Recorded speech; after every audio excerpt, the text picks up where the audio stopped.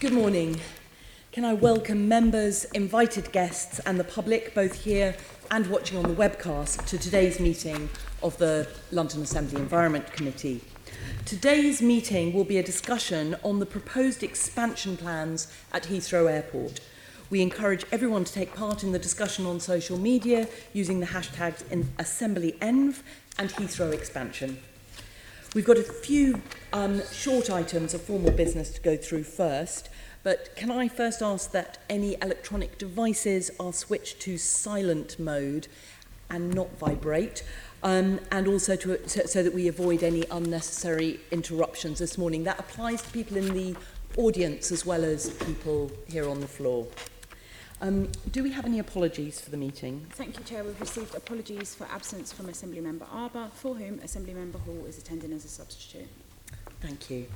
And can I ask the committee to confirm the minutes of the previous meeting held on the 27th of June 2019 as a correct record? Agreed. Thank you. And can I ask the committee to note the outstanding action from previous meetings? Noted. Thank you. And that now brings us to today's main item for discussion on Heathrow Airport expansion. And can I welcome today's guests? We have George Davies, who is Head of Expansion, Sustainability and Environment at Heathrow Airport. We have Matt Gorman, who is Director of Sustainability and Environment at Heathrow Airport. We have Tony Caccavone, Director of Surface Access at Heathrow Airport. We have Jenny Bates, who is an air quality campaigner from Friends of the Earth. We have Cait Hewitt, who is Deputy Director of the Aviation Environment Federation, and Paul Beckford, who is Policy Director at No Third Runway. Welcome to all of you. And put that down. So, we are going to be, we're looking at the third runway expansion plans and Heathrow's current consultation today.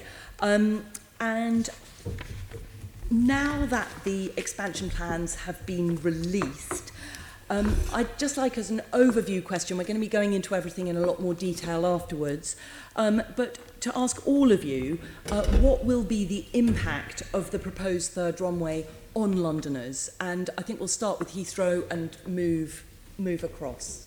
So, George, if you would like to talk to what the impact of the third runway will be for Londoners. Okay, Chair, I would like to ask Matt to open with a statement.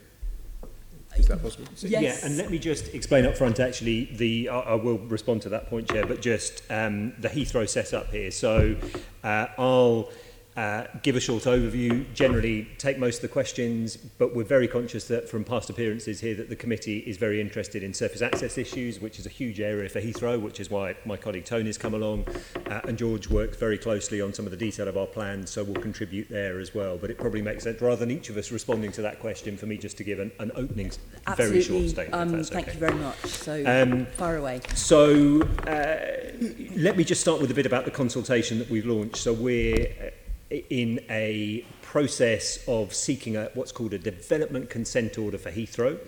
So think of that effective as our planning permission to grow the airport. And as part of that process, there is a very strong emphasis on public consultation, setting out our plans, setting out what the impacts of those plans will be, how we plan to mitigate those impacts, and asking for views on those. It's a very important process. This is the second major consultation that we've launched on under the planning process on Heathrow expansion. It runs until the 13th of September and gives a really important opportunity for the public to have a say on our emerging plans. So we have brought at least one copy, I think, of our big consultation booklet along, so we can leave a copy with the committee. Clearly, there's a huge amount of information, as you'd expect, available online.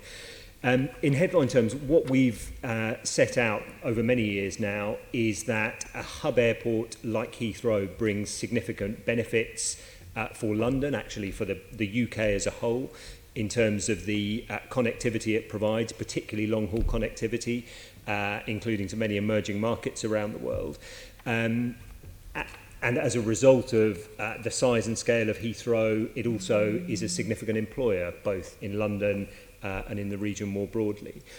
But we've also set out that those economic benefits, which can be enhanced with a third runway, should not come at the expense of environmental issues. So we've set out we ourselves set out a series of commitments on issues like noise, air quality, surface transport, and carbon. And many of those have been made binding requirements on us through the airport's national policy statement that was adopted last year. So what we're setting out in the consultation is the detail of our master plan, how we plan to design the airport in future, and the detail of some of those mitigation measures. And as you say, Chair, as we go through, we will doubtless pick up on the detail of some of those. One final point I wanted to make is just on what we're calling our framework for environmentally managed growth, which is a really important underpinning to our thinking. So, as I said, we've set out a series of commitments, but we need to be scrutinised and held to account on those. That will happen in two stages. The first is through the Planning Inspectorate publicly examining our plans, which they will do when we submit them around this time next year. But we think that the ongoing development and release of capacity at the airport should be governed by an environmentally managed growth framework, as we call it. So a framework which will set out clear environmental limits that we need to meet, and we will, under which we'll only be allowed to release capacity once we've satisfied an independent scrutiny panel that we can meet those limits. So that will include limits on noise, for example, a noise envelope, which I'm sure we'll talk about, limits on air quality, and on surface access. And we're envisaging, and we've put forward a number of independent bodies that can play a role in holding us to account. So on air quality, the Environment Agency, the national regulator. On noise, there's an independent commission on civil aviation noise that the government has recently established. And on transport, Tony will talk more about our Heathrow Area Transport Forum. So that builds on our existing commitments, sets out how we can deliver the economic benefits but be held to account for meeting the clear environmental limits that we need to. And we look forward to taking your questions as we go through. Thank you.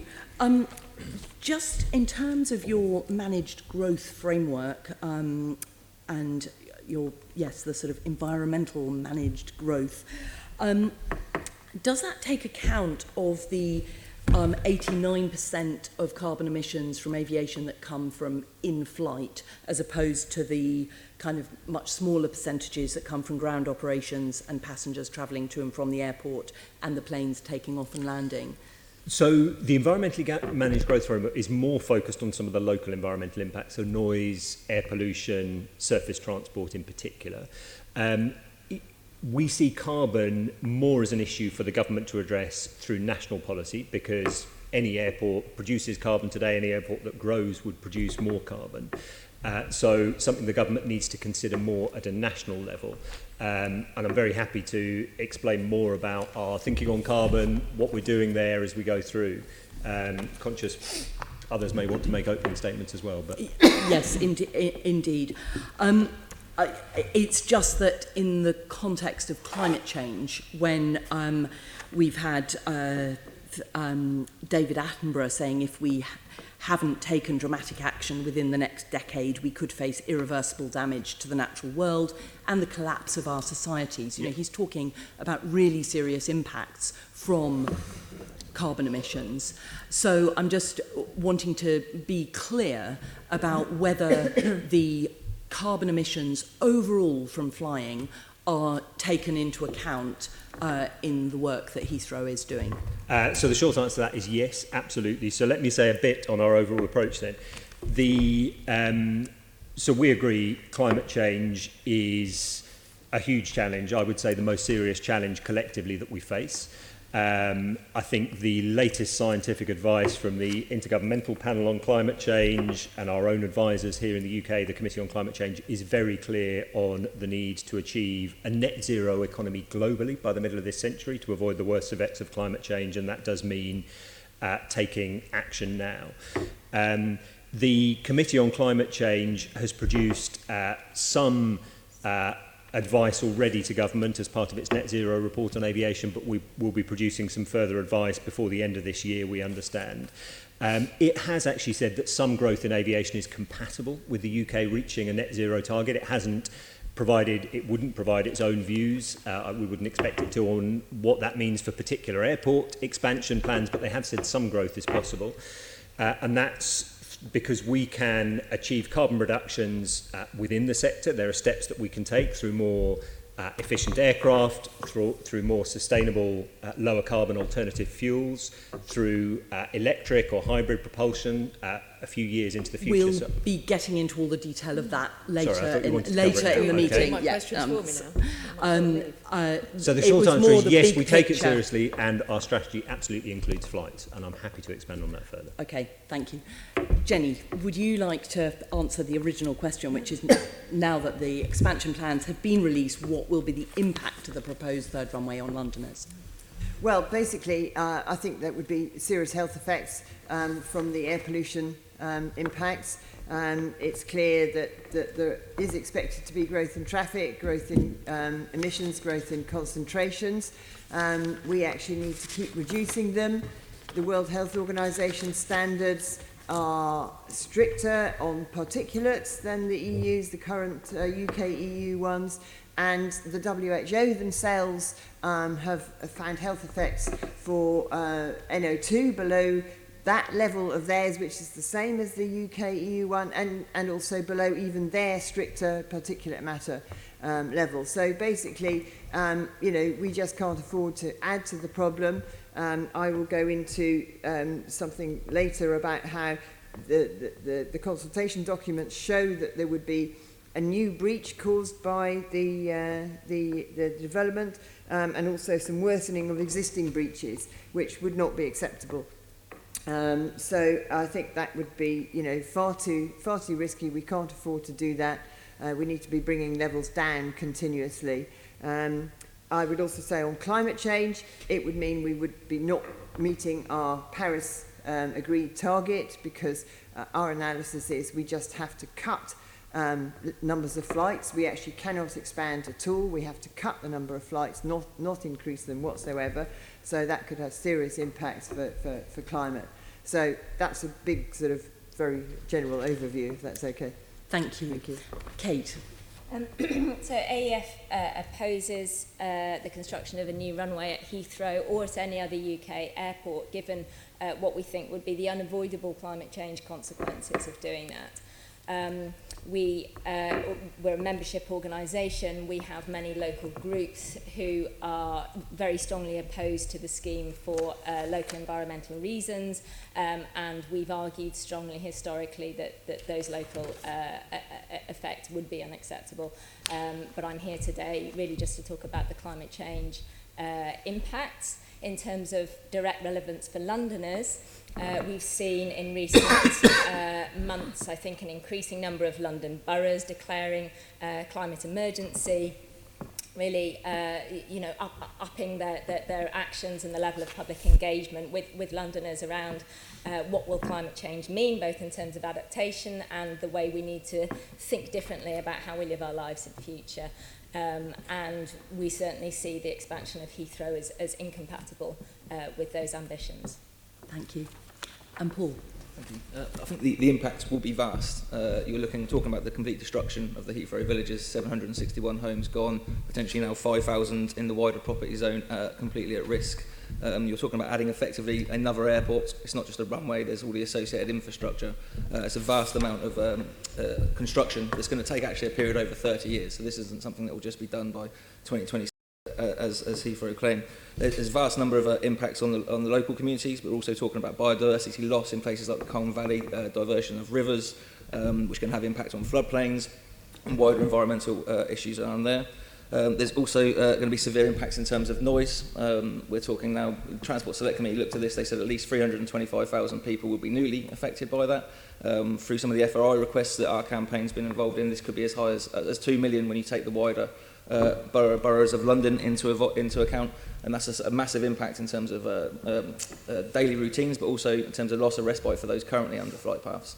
And the biggest, I think, gap at the moment as well is that the lack of flight paths. So I appreciate there's a separate airspace process for that, but people still don't know whether they're going to be overflown or not, and that's a really serious issue from our campaign's perspective. A couple of other points as well is the health that's been touched on. and there's not been proper health impact assessments, of the increased noise pollution or of the air pollution as well. So we don't actually know what those costs could be, and it could potentially eradicate any alleged economic benefit from the scheme once you factor those in. Do you know what the, is there work going on to establish what those health impacts are? I understand that Heathrow have to do a full health impact assessment as part of their DSAIL application. I think that work has started, but they'd be better placed to answer that. Yes, I'm happy to talk about that if you'd like me to.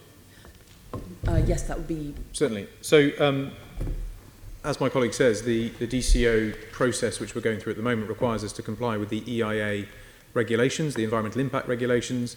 So we've published as part of our consultation a preliminary environmental information report which covers around 17 different environmental and socio-economic impact areas, including health. So we are building our detail in terms of the effect and the impact of the scheme, and subsequently what we will be doing to address those impacts through mitigations of potentially compensation as well as biodiversity improvements. The question was about, do we know what those health impacts are, and are you... So the process is ongoing. We have appointed experts in the field who will be confirming the detailed impacts now that we have a preferred master plan. The information that we've presented does talk about the way in which the scheme will affect local people, but also talks about our proposed mitigations to address those effects and those impacts. Okay, we're coming on to talk more about noise in a later section, but I think at the moment with this huge heat wave, the impact on people's sleep of not being able to have their windows open if they're overflown is absolutely massive, and so I think that's something we just need to bear in mind. Finally, can I ask, what do you think the biggest challenges are that Heathrow faces in the proposal for expansion? And I'll start with Heathrow and then...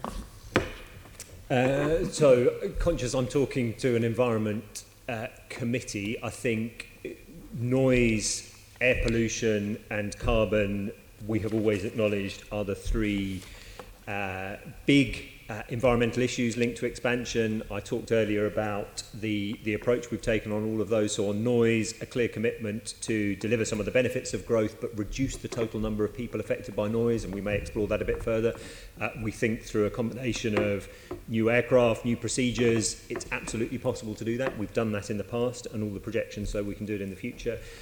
On air pollution, we've been very clear that we have to meet legal obligations.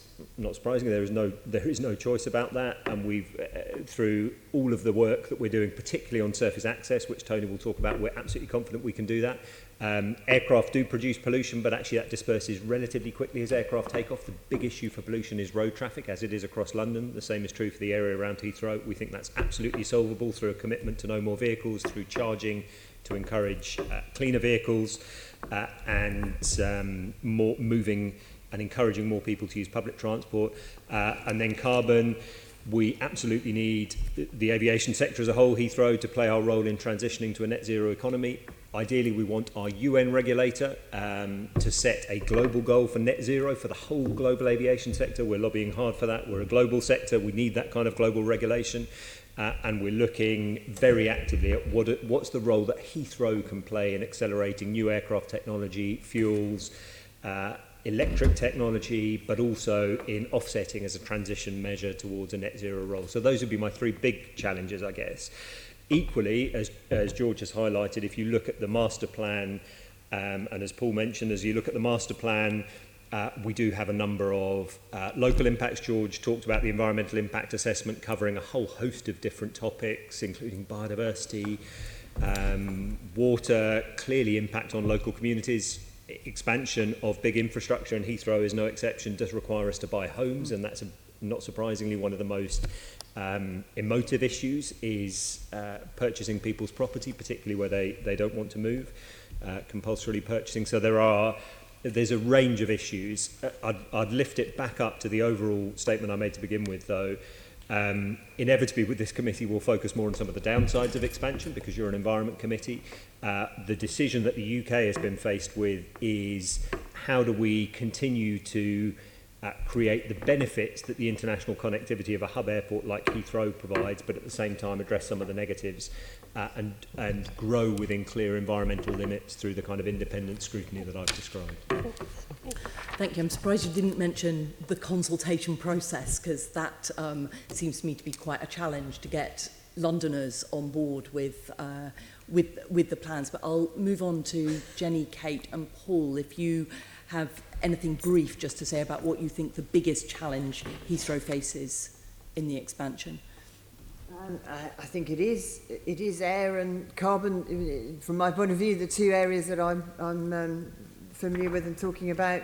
I see, the ever ongoing increased understanding of the health risks of air pollution, the fact that levels are being required to come down, the fact that the whole of London currently fails the PM 2.5, the fine particulate World Health Organization standards, and there was a report for the London Environment Strategy which said that even by 2030, nearly all of London, and certainly all London schools, even in 2030, would still be expected to be failing that standard.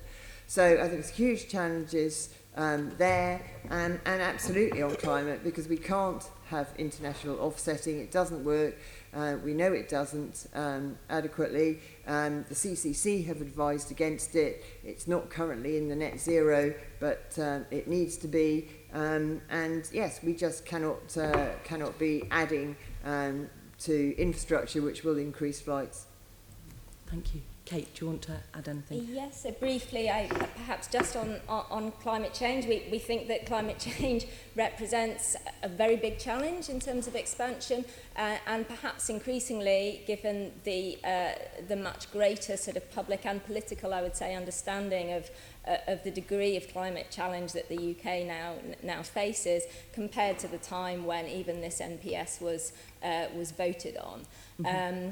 The government's policy, the national policy statement, gives Heathrow responsibility for ensuring that its expansion will not materially impact the UK's ability to meet its carbon budgets and targets. We've always argued that's the wrong approach, and we're supporting Friends of the Earth in challenging the national policy statement through the courts. But we also feel that it's going to be a very big challenge for Heathrow to be able to demonstrate that its expansion won't impact the UK's carbon budgets and targets in that way, given that aviation is a sector that cannot internally decarbonise in time for the 2050 net zero target to which the UK is now committed. Thank you. And Paul? I'd echo the points that Cait and Jenny have made. I think also there's huge challenges around transport. Heathrow have made a commitment to no increase in road traffic, no in vehicles accessing the airport, and in increasing the number of people using public transport. But there's huge engineering challenges around the work they're proposing to do with the M25, shutting the busiest motorway, or not constructing a runway over it without closing it down. There's huge problems already in terms of they keep talking about Crossrail and improvements to the Piccadilly line. Well, those signalling upgrades have been delayed, so we don't know when those new trains will be able to come in. There's issues around the road access, the implications for local road networks as well. Government's national policy statement said that there'd be increases in congestion and as a result idling, which will worsen the air pollution issue. So I'm not quite sure how you square those two goals, to be honest. I also think there's huge impacts in terms of how they're proposing to provide respite to communities. How you balance that, you're effectively trying to take some respite away from some communities to give it to others. There'll be those that are newly impacted that currently aren't at all, and how you balance that out. And also, as a communications challenge, how you inform people this is what's happening is really difficult, given that these are quite technical and complex issues that we're trying to address. Thank you. That sets out the challenges, and we're now going to move on to look very more specifically at air quality and surface access. And I'm going to bring in Sean Bailey, and I think Leonie Cooper will come in after. Morning. Let me address my first comments to Heathrow, whichever you feel like you can pick up the point. We're going to focus here on air quality and surface access. does your analysis show that the expansion will worsen or prolong the breach of nitrous dioxide concentration limits? So we will need to meet all of the relevant obligations on air quality, and our consultation sets out our current view on that, which is that a combination of mitigation measures, surface access, which Tony can talk about in particular, will allow us to meet all of the air quality obligations that we will need to. I think the positive news on air quality, it is fundamentally an issue across London, and the same is true around Heathrow, of road traffic. Slowly but surely we are getting to grips with road traffic. Vehicles are becoming cleaner, more people are using electric vehicles.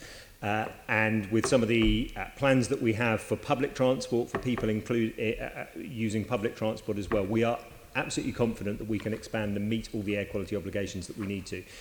The important point to note here is that legally we will not be able to expand unless we demonstrate we can do that. So we've talked historically about a triple lock on air quality, by which we mean the first part of that lock is that we will need to deliver all of our existing plans on public transport and surface access. We have a second lever available to us, a second part of the lock, which is to say we can introduce charging initially to encourage cleaner vehicles, and then to limit total vehicles if we need to. And the third part of that triple lock is saying that there should be independent scrutiny through the Environment Agency to confirm that we are meeting limits before capacity is released. So we think that's the most comprehensive package to reassure people that we can expand and meet air quality limits. You've just talked about all your mitigating circumstances, but you didn't directly answer the question I asked. Does your analysis suggest that your expansion will worsen the situation? Because where we start lets us know how realistic your plans are. So when I say to you, does your analysis show that expansion will worsen or prolong breaches in nitrous dioxide, that's a yes or a no question answer for me? So our analysis shows that we can and will meet all legal obligations around air quality around Heathrow. That's what you're saying, but we'll make our own minds up if we believe you can make it or not. What I'm asking is, what does your analysis show? Does it show that the situation will get worse? Yes or no? Our analysis, you're going to hear the same answer. Our analysis shows that we can meet all legal air quality obligations around Heathrow, and we will have to meet those in order to expand. How long will your expansion then prolong these breaches? I make an assumption that there will be breaches. How long will it be prolong these breaches? So air quality is... So if I can just go back a step to give you the situation around Heathrow at the moment. The immediate vicinity of Heathrow already meets air quality limits. This is something that's often misunderstood. So if you look at an air quality map around Heathrow, within 2 kilometres of the airport, the monitoring stations that exist are already within limits. You have to travel more than 2 kilometres from the airport. Actually, you have to go north of the M4, the other side from the airport, to find a site that is over the limits, which clearly shows the issue is road traffic. Now, yes, some of that road traffic on the M4 is coming to Heathrow. Much of it is not. Our surface access plans will set out clearly our role in addressing the traffic that is coming from Heathrow, but the immediate vicinity of Heathrow is already within air quality limits. It is improving. And we have said very clearly that expansion will only happen if we can continue to meet all the air quality obligations that we need to. But you will understand that people are interested in the impact, not just the immediate environment. So you talk about surface access, which I'm sure we're about to cover. But people going to Heathrow have significant impacts on places quite far away from Heathrow. I myself come from Hammersmith, and our traffic is largely predicated on what's happening in Heathrow. So we're very worried that an expansion will significantly impact that. And if you look at these figures, the amount of people who drive to Heathrow, how you need to convince everybody involved that you can significantly affect that figure downwards. Do you believe that to be the case? Yeah, so if I come in there, the national policy statement sets out some clear requirements that we need to achieve from a number of different ways of passengers and colleagues, our staff who travel to the airport. So from a passenger perspective, we've got to drive the mode share up from 40% today to 50% by 2030 and 55% by 2040. From a colleague perspective, we have to reduce the number of colleague car trips travelling to the airport by 25% in 2030 and by 50% in 2040. So what we've developed is a set of strategies that look at both passenger and colleague transport to change the way people think about travelling to the airport. So many people think in the first instance, I'll drive to the airport, I'll get a taxi to the airport. We've already got a very good track record of providing public transport that gets people out of their cars and onto public transport. The Heathrow Express is a prime example of that. And as part of our strategy moving forward, the investment that we're making in things like the Elizabeth line, the work we're doing alongside High Speed 2 on the Old Oak Common, the promotion of Western Rail and Southern Rail to truly interconnect Heathrow into the rail network are some of the measures that we're looking to do to really drive that behavioural change. Not all of those schemes are promoted by Heathrow. Some are dependent on third parties or the government to bring forward. But we're doing as much as we can to meet those mode share targets. We're strengthening our bus and coach network, which obviously plays out certainly from a bus perspective more to our colleagues than our passengers. But the coach network is hugely important to Heathrow. The airport has already one of the busiest bus and coach stations in the country, and what our modelling tells us is that, you know, with the committed schemes that we've got and with our proposals, that we can meet those mode share targets, and with those mode share targets, that allows us to demonstrate that we can meet the air quality limits that my colleagues mentioned. You talked about third parties supporting some of these transport networks. I'd argue some more heavily used ways to access Heathrow. What work are you doing with TfL and other stakeholders to... Can I come in? Before you move on, Sean, can I just ask? Yeah, drop below me. I mean, you were talking about in the context of the national policy statement and on the national level and saying that you already meet the limits. But my understanding, and I'd like you to tell me what numbers those are that you think that you're meeting, but my understanding is part of the reason that you meet the limits is because the rest of London has a certain level of air quality.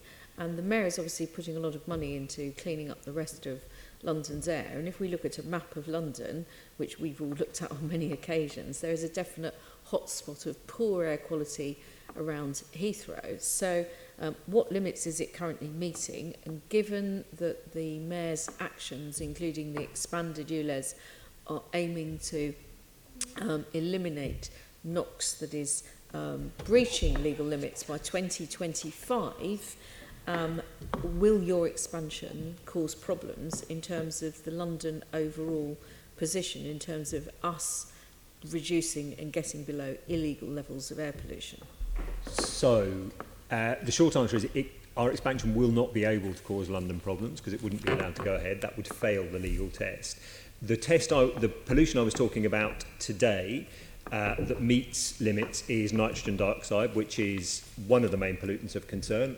As Jen has pointed out, particulates are also a concern. But if you look at a map, a pollution map, the famous pollution map of London for NO2, nitrogen dioxide, it today shows significant problems in central London. It shows pollution within the airport boundary at Heathrow. But actually, remember, these limits are about people where people live and spend their lives around the airport. People don't live within the airport.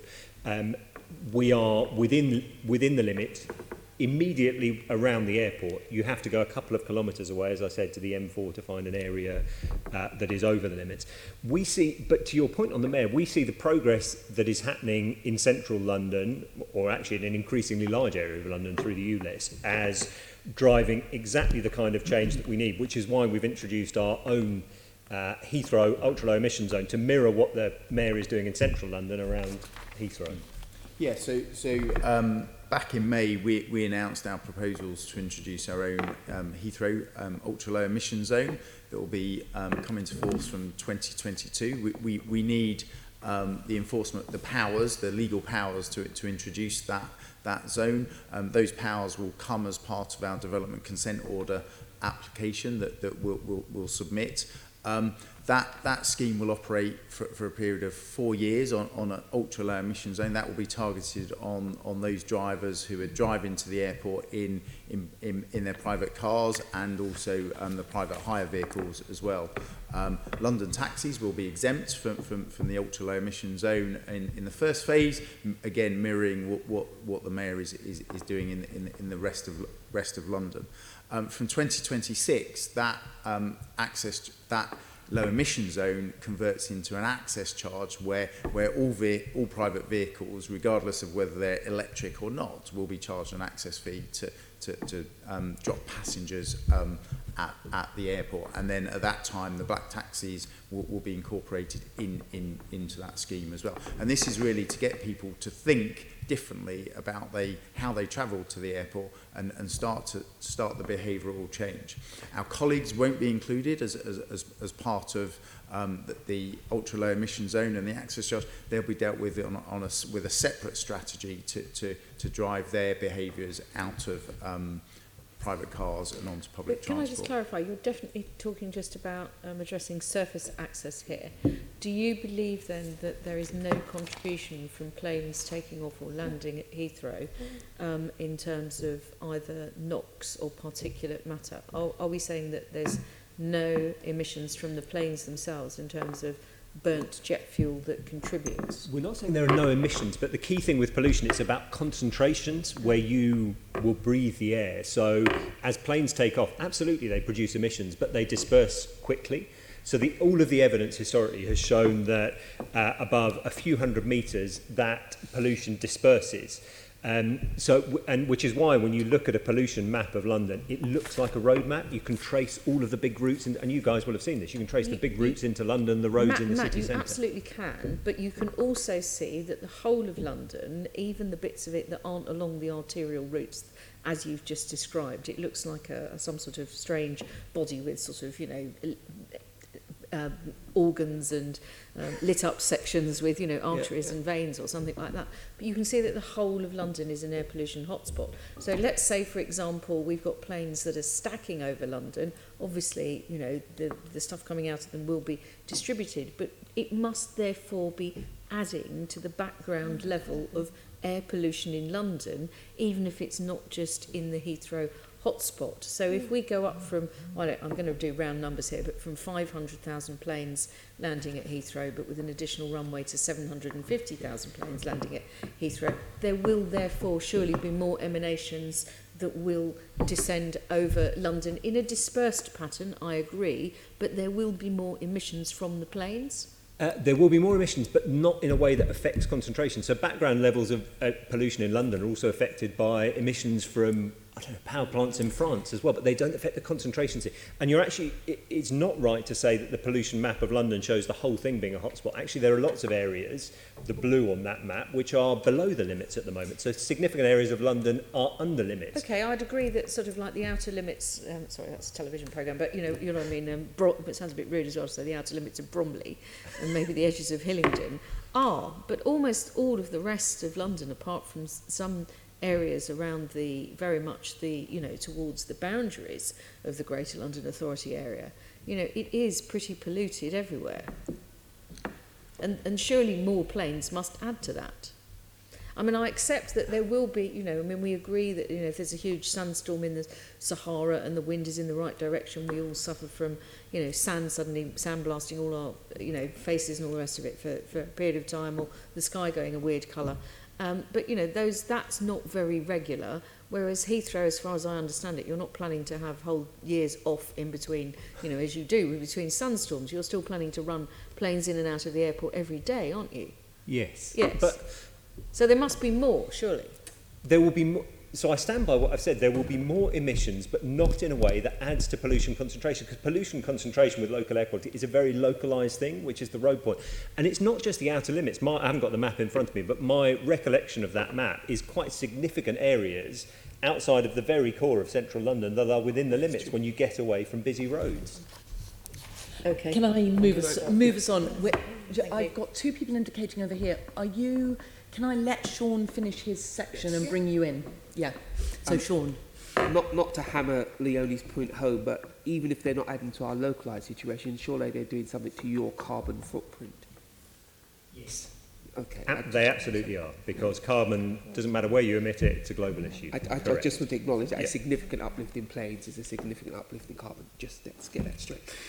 What plans do you have to reduce the pollution impacts on surface access? Because we've spoken about planes and localised, but ultimately my worry is air transport is expensive, and people will factor in a little bump for not driving their car or for being delivered in a cab. What other things are you doing to mitigate the impact of surface transport? So it's very important that we put in place the alternative public transport provisions, so that we make travelling by public transport as easy and as convenient and as reliable as possible.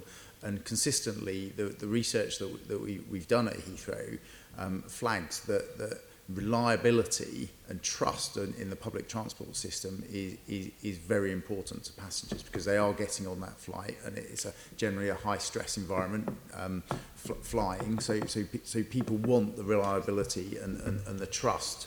And so, as part of our plans, what we're looking to do is strengthen the public transport routes into the airport, whether that's by rail, bus, or coach.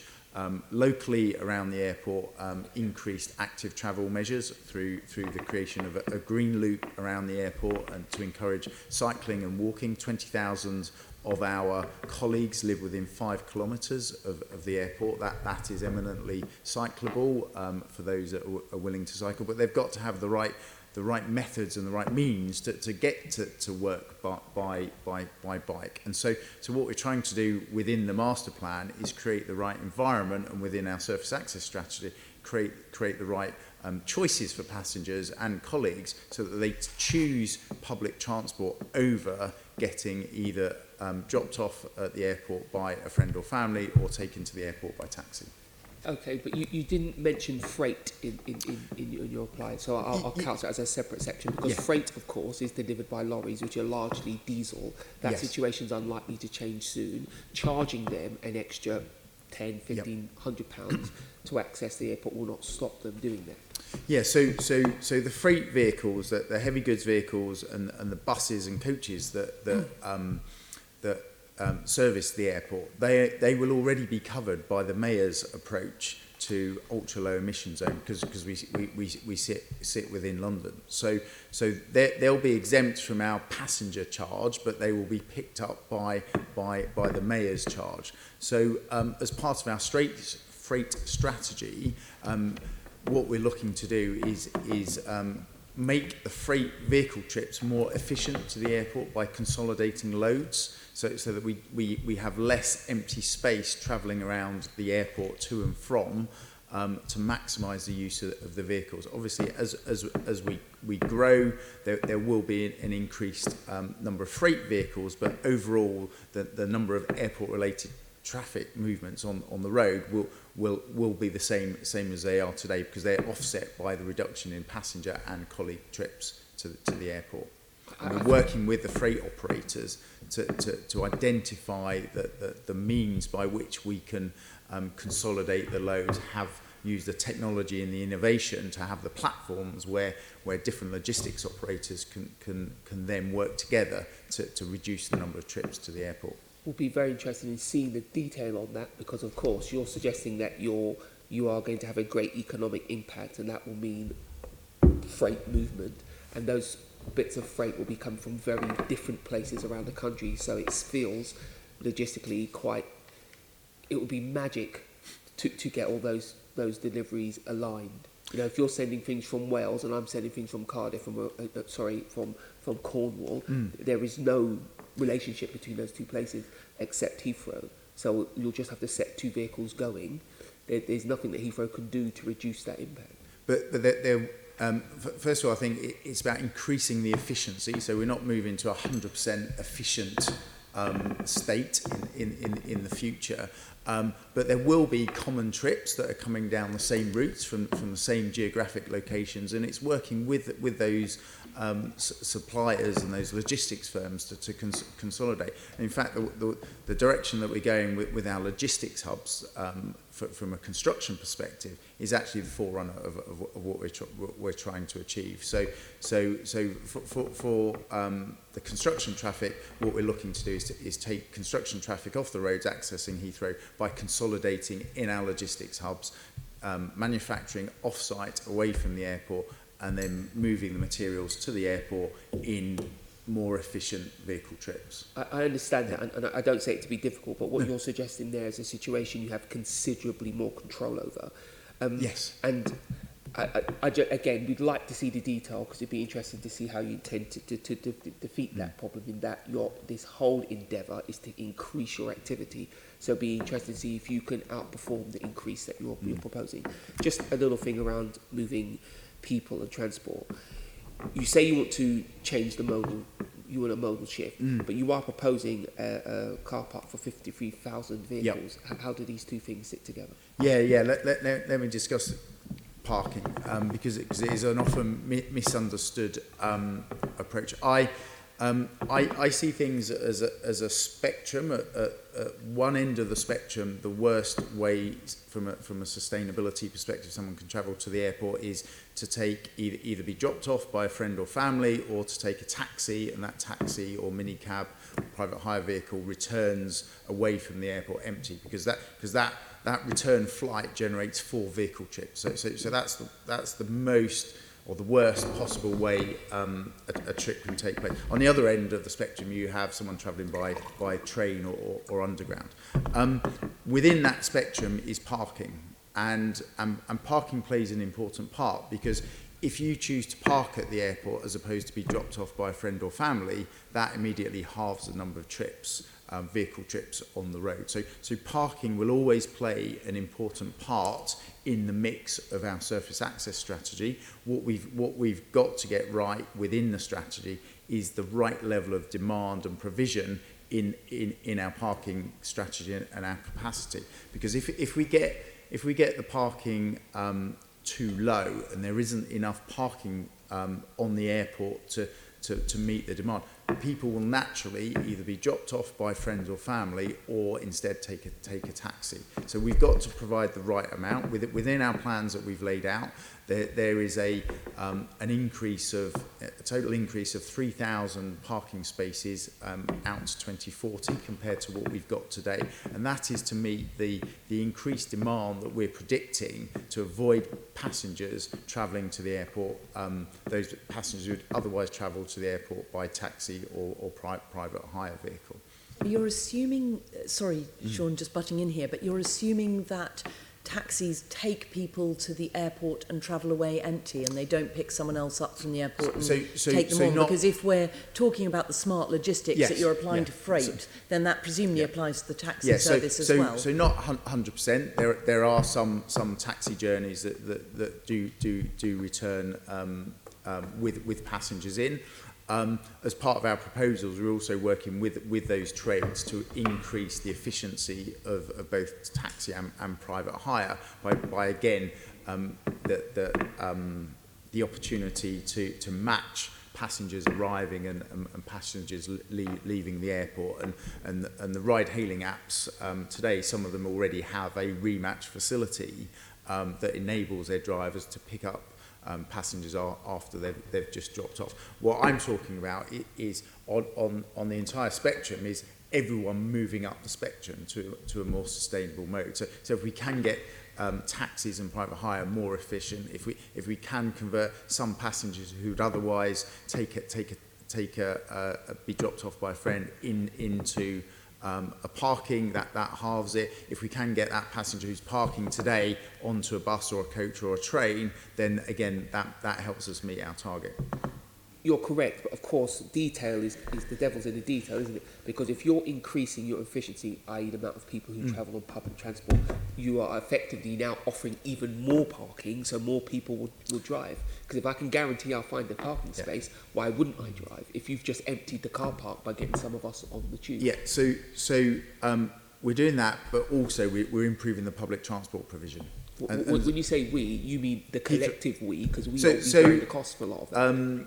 So Heathrow, in some instances, are doing that themselves, and also with the support of other third-party providers to improve the public transport provision. And I can describe an example just very recently where Heathrow, in conjunction with First Bus, have launched a Guildford rail air link. So that's a new coach link directly from Guildford railway station to Heathrow as a demonstration of the work that continuation of the work that we've done over many years in terms of getting people, passengers and colleagues out of their cars and onto public transport. Okay, that's a lovely segue into that's a great example. Thank you.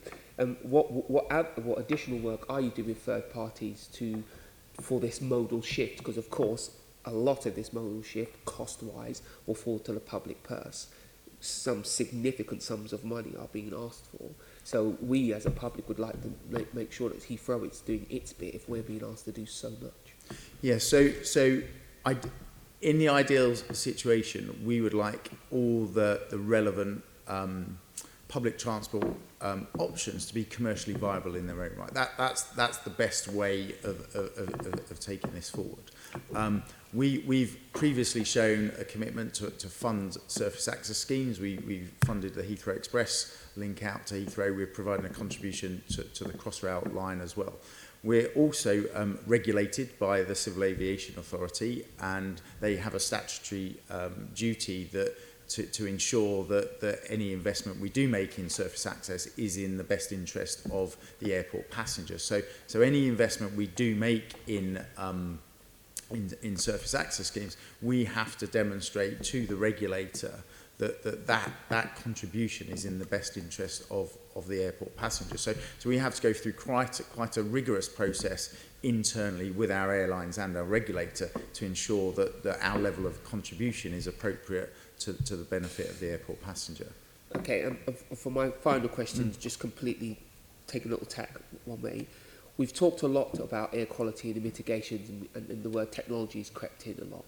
What technologies are we expecting to help our air quality improve, both runway side, so planes, and also surface access as well? So if I pick up from a surface access perspective, this is very much about intelligent mobility and transport as a service, thinking through the end-to-end journey. So from the moment you book your flight, you also are presented with the public transport options, the end-to-end public transport options from your house to the airport or from your business location, vice versa. I reference the Guildford link again because that is the Guildford coach link offers integrated ticketing with the railway network, which is a great advantage that we see that passengers can do the first leg of their journey by rail, then pick up the coach service from Guildford to say going into London. Now it's those sorts of shifts in passengers and colleagues' behaviours that an information provision that allows them to make the right choice that we need them to make. At the moment, we need to do a lot more work on joining up the entire end-to-end journey. That's part of one of our strategies, is all around intelligent mobility. Okay.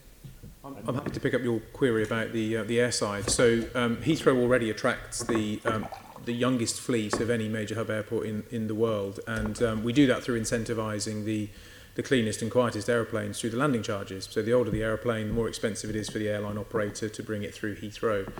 And once the aeroplanes are on the ground, we have a very efficient and an increasingly efficient taxiway system, which will mean that the aircraft are on stand promptly and plugged into the renewable power that we can offer. So engines aren't running, APUs aren't running, and emissions aren't increasing from that aircraft being on the ground. PU? Sorry, auxiliary power unit. Okay. It's the engine in the rear of the aeroplane, which is used to run the aeroplane when it's on the tarmac at the airport. Okay. Because people keep talking about aeroplanes becoming more efficient, being less noisy, but of course jet technology is very old now, so it's not likely to improve significantly, is it? Well, the principle of a jet engine obviously has been established for many years, but the most modern aircraft that are flying today, the Airbus A350 for instance, the Boeing 787, they are absolutely up to date, very, very modern, very efficient jet engines.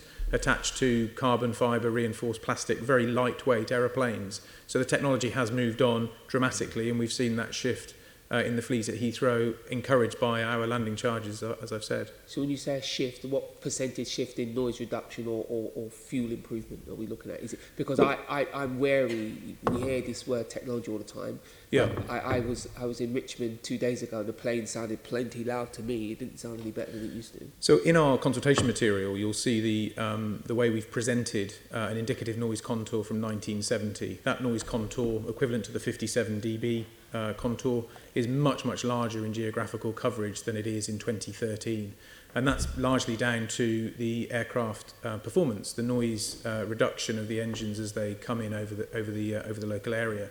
And that trend is continuing, and we are modelling that trend into the future such that we can expand Heathrow and reduce the overall noise impact of the airport despite having more airplanes through the airport.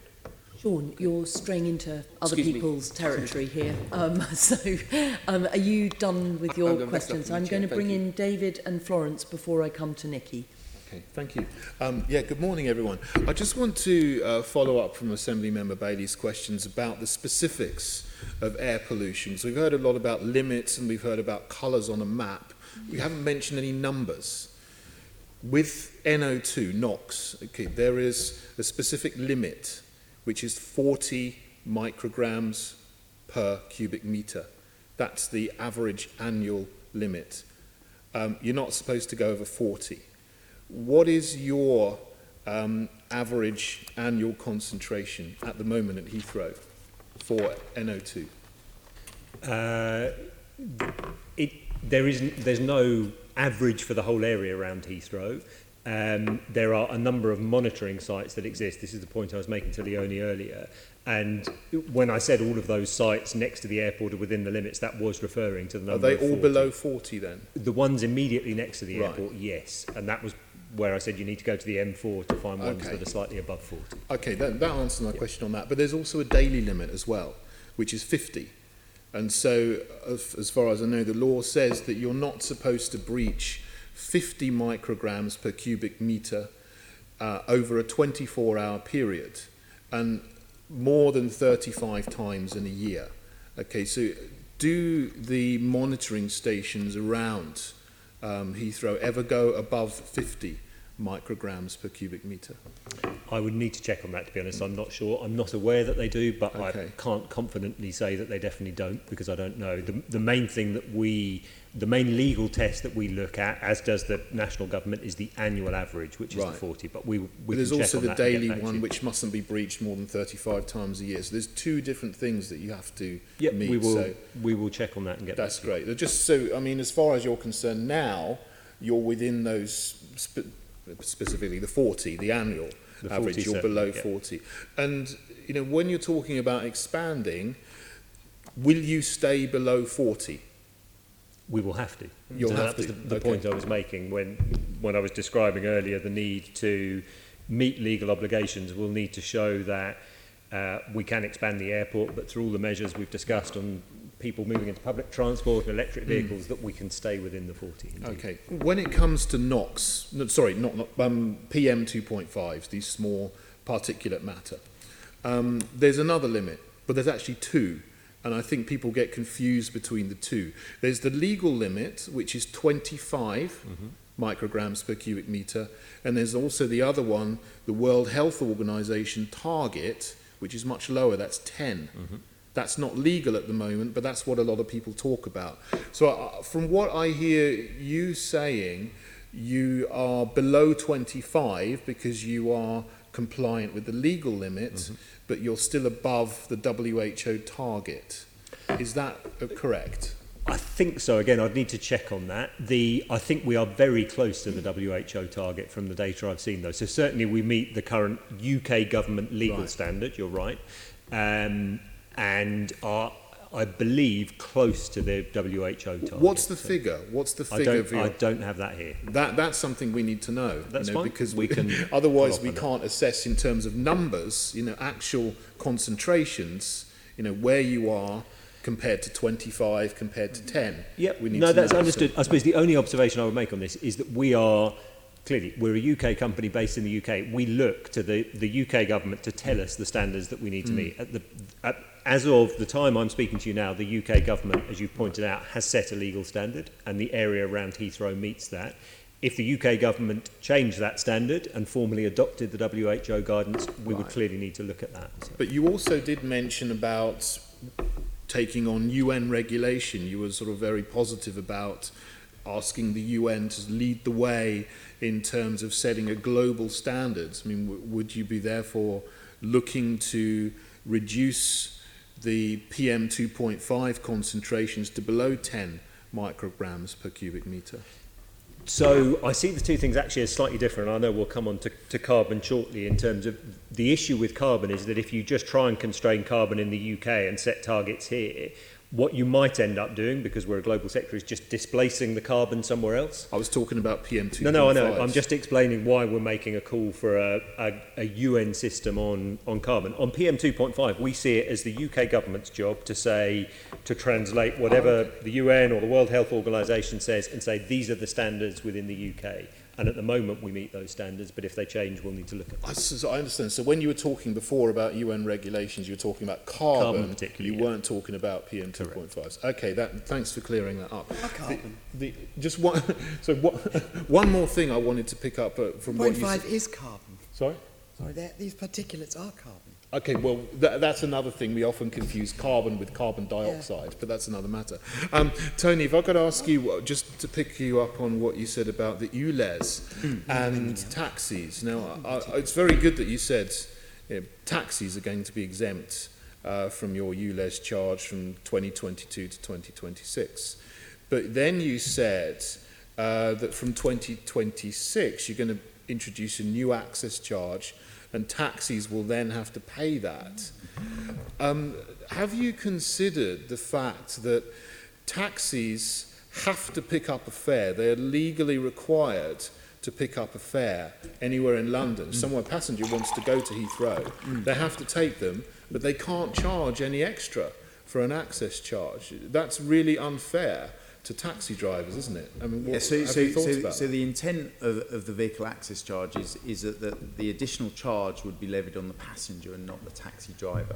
So we're working with the taxi trade and TfL at the moment to determine how we could work through that within the taxi charging system to make that work. So you're sort of anticipating a change in the whole fare structure, or allowing them to charge a surcharge, a passenger surcharge of some kind? Yes. Just like what they do today in terms of additional bags. They add extras to the meter, and we're at the very early stages. We're talking about this is a charge that would be introduced in 2026, and part of our consultation at the moment is to understand the feedback from the taxi trade in terms of how they might want that to work in a better way, and solicit feedback to make our plans better moving forward. What taxi organisations have you spoken to? So we have. I've personally spoken to. We had, I think, 6 different organisations represented when we briefed them back in May on the upcoming announcement that we made, and we explained why we're doing it and how we think it. Did that include the LTDA? Yes. Did it include the LCDC? I can't remember exactly all of the different trades. I think there were 6 different. I think there was a couple of union representatives in was that in Unite? Unite, RMT, GMB, LTDA. I can't the remember LCDC and the UCG. I'd have to check. It's very important that you meet the LCDC, the UCG, the RMB, all of them. At the airport, we have a taxi trade forum that represents the taxi trade, and so that is the forum that we reached out to in May to say, we're proposing this, we'd like to share it with you as we make this announcement. This is the thinking.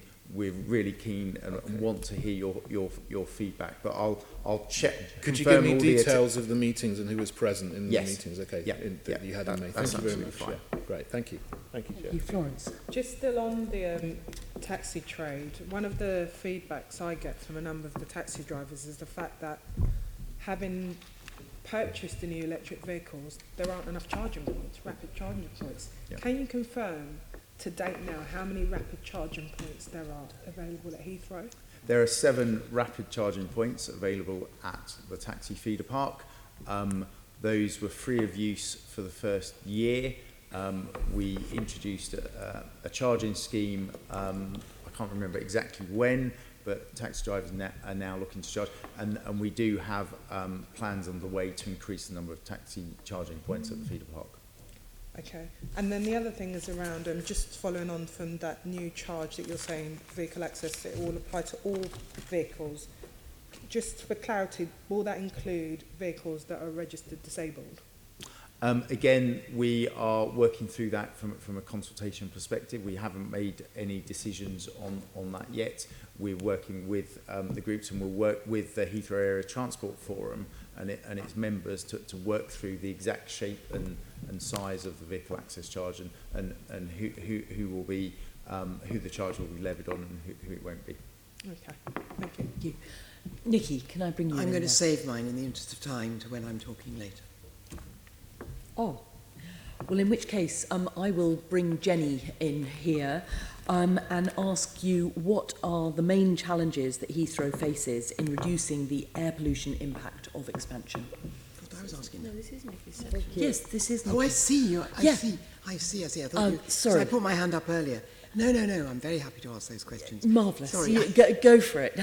I was slightly surprised that you weren't going to. Sorry. I was going to ask a different question about car parking, but I decided... Sorry. I didn't realise that... So, Jenny, the question's just been asked. Okay, so, gosh, lots of things here. I would just like to say that I would take you to, whether now or later, to Heathrow's chapter in their preliminary information on air, which is chapter 7, and the table 7.48, which is for 2022, which clearly shows, as their text does, that one location at the A30 would be taken from under the annual NO2 limit to over it. So that is a new breach by any normal thinking. And they also say there are 6 places that would be worsened as a result of the plans. That is that they would already be over the 40 level, but they would be further worsened. Because the question is, while Heathrow say what they're doing is okay, and that they will meet all requirements, it is a question of what the requirements actually are, what they will be, and what is okay.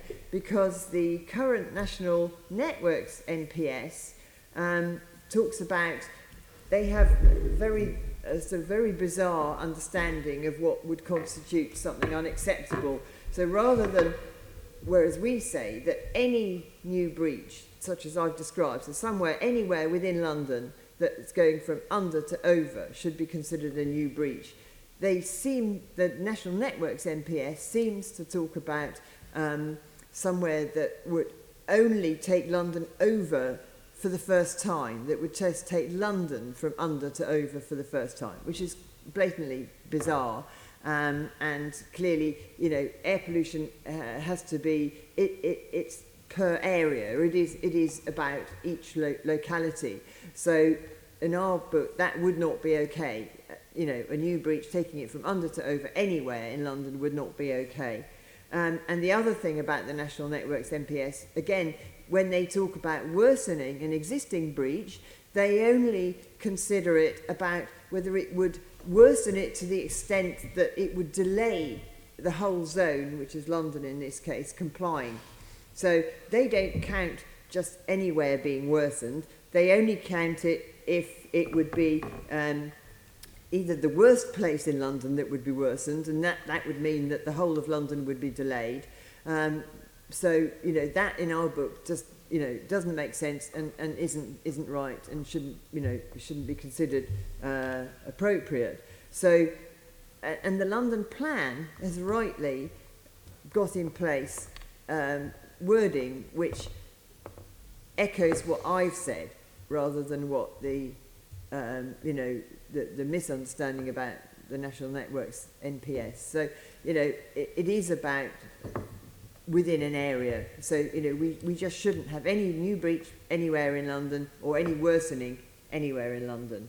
You know, what you're saying is that because we're talking about the challenges and Yeah. you know, what are the challenges facing Heathrow? You're saying the first one is that they're not. You're just actually saying they're not meeting that particular challenge. well, on the basis of what they've submitted so far, my contention is that they would not be meeting what should be requirements. You know, I don't think that they are meeting requirements as they should be understood. So that is a key thing. Or, you know, as the London Plan is understanding them, as I understand it. So, you know, I think that's really So the important. challenge of reducing air quality, I mean, the real challenge is for them.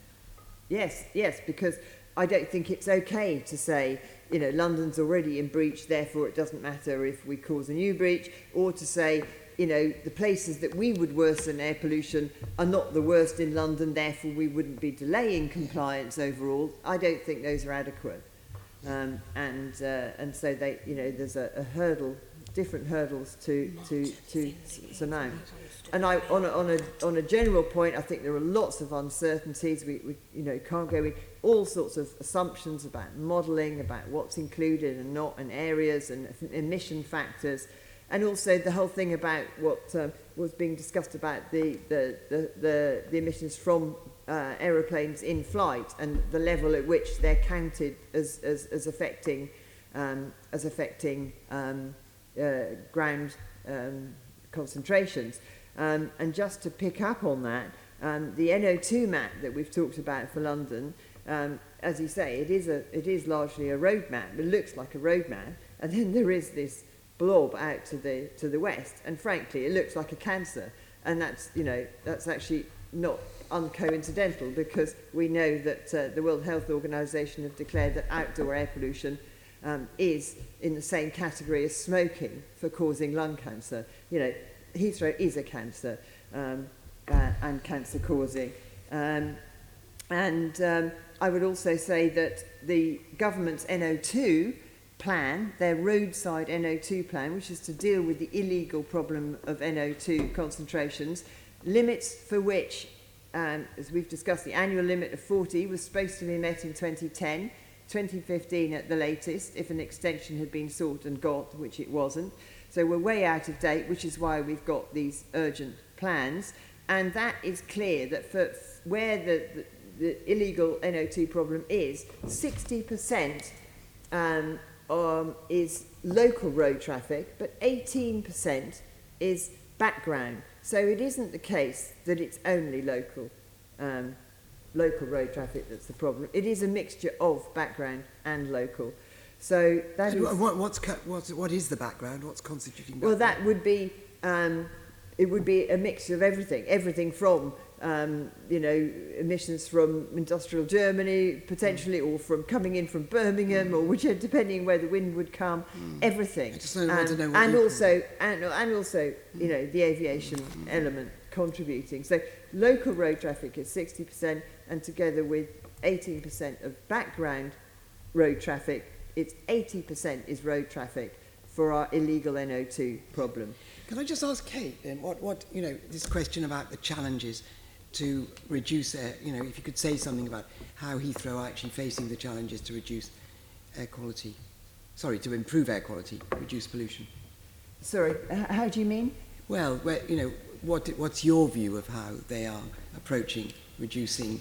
Well, I think absolutely wrongly, because they're planning to expand Heathrow, and you know, the one thing you don't do is add to the problem. We've got enough of a problem to bring our limits within legal limits now. As I've said, the World Health Organization have found health effects below the 40 level for NO2. 40 is not safe. We need to get below 40. We've got the huge particulate problem, the PM 2.5. We're within, we're sort of meeting, as we've said, EU, UK legal limits for PMs at the moment, but the whole of London is failing on the WHO PM 2.5 limit and is expected to for a long time to come. And yet, London has signed up to the UN's and the WHO's Breathe Life programme, which actually says that we would meet their PM 2.5 limit by 2030. So that is what we're supposed to be doing. The London Plan refers to PM 2.5s. It actually talks about halving the number of people exposed. Oh, hang on. I think no. That's So do you actually think the any- national. That's the national air quality strategy. But basically, we've got so much more to do. The answer is not to expand, but to work to reduce what we've already got a problem with. I don't know if that answers your question, Nikki. And also on the short-term target that was talked about, absolutely there is a short-term NO2 target, and generally London fails that in many locations. And I can't actually, last year it was in January, the number of times, 35 times allowed in the year. We already reached that for the whole year in January, but it was Round Heathrow? No, well, I actually don't know. I'd have to look that up. But, the first ones that go tend to be... last year. No, it was central then. Yeah, tend to be Brixton and whatever. So, I don't think that is necessarily a problem. So, and on the particulates, just going back to that, as well as the Breathe Life thing that London has signed up to, the Environment Act, Michael Gove is talking about putting the WHO PM 2.5 standard into the Environment Act. So that, that is the mechanism for bringing that into requirements. So I think the whole PM issue, particulate issue, is a massive one.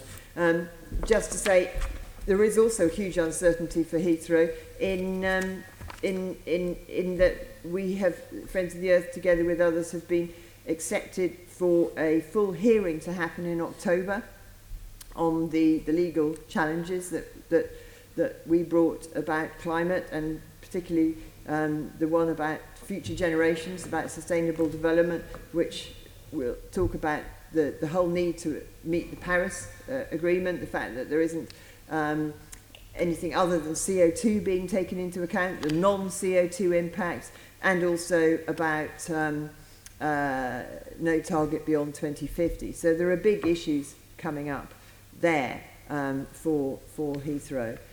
What you're saying is, anyway, you're actually saying that you think that the solutions that Heathrow have come up with so far aren't up to the challenges. Yeah, I think that we've already seen they've got problems which I think breach requirements.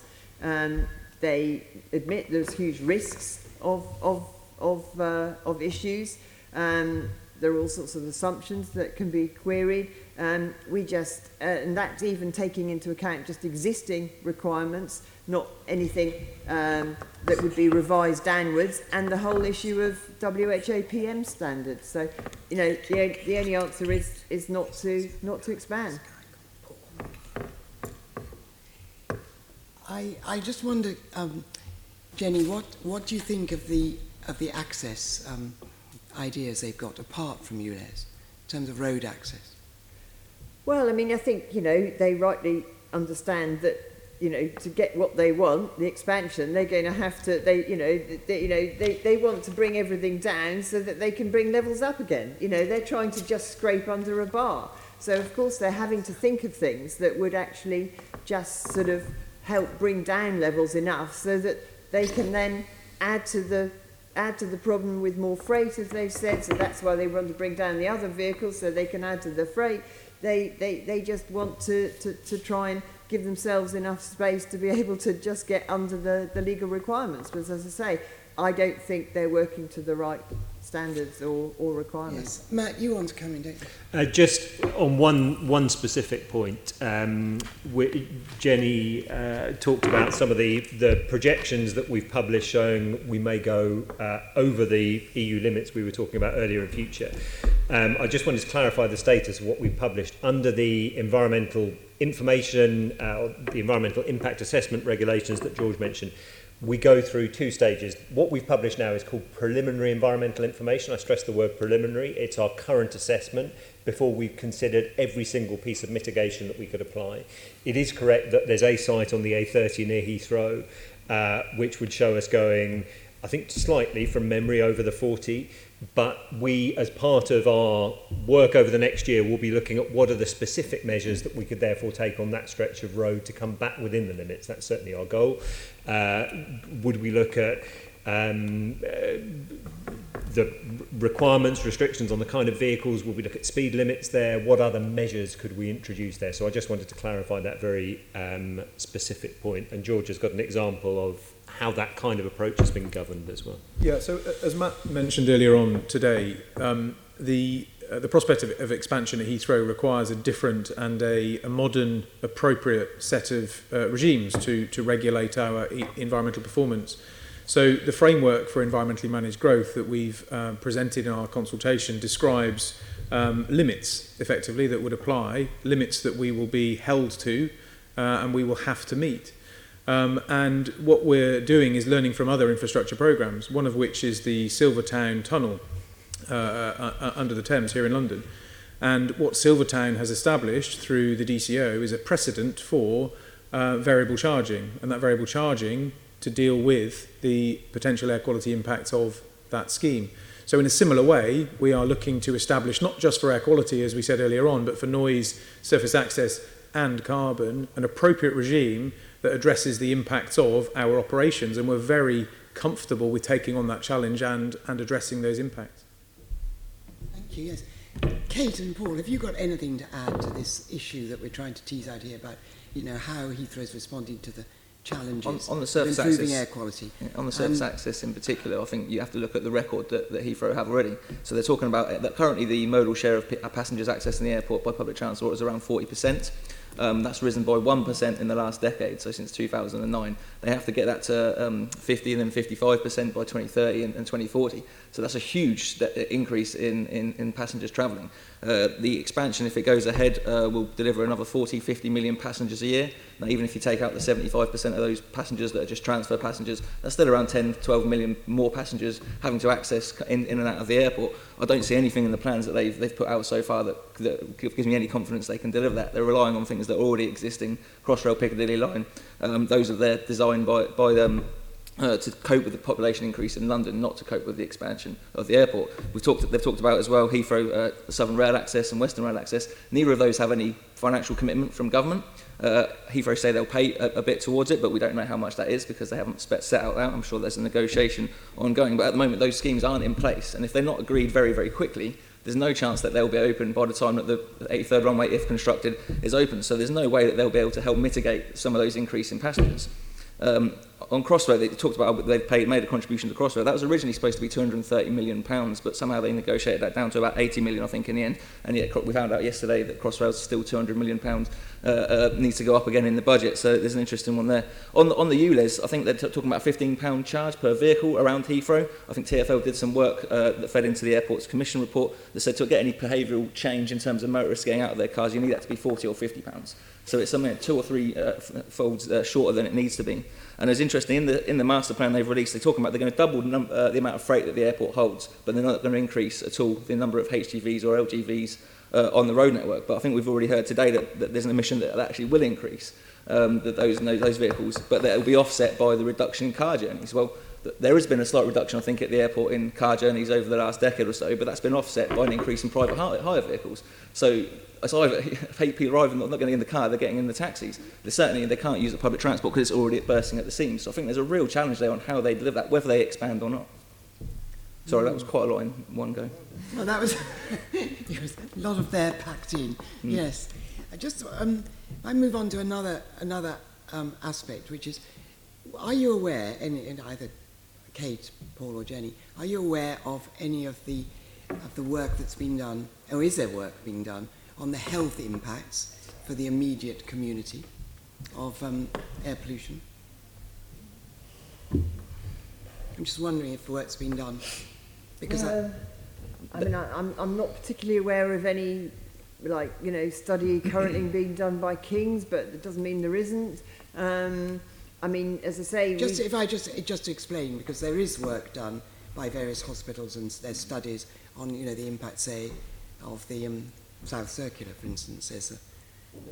There's been some work done on the impact of noise. So if you go back to the Ranch study, which is 2005, that shows there's a detrimental impact on the health of of people around in severe noise environments, particularly on children. I don't want it to stray into the next We're series of going to questions. come into that in the next section But of I think to answer your question, I think there's a huge gap in the health impact. It wasn't done for the national policy statement. It hasn't been done to date as part of this DCO process.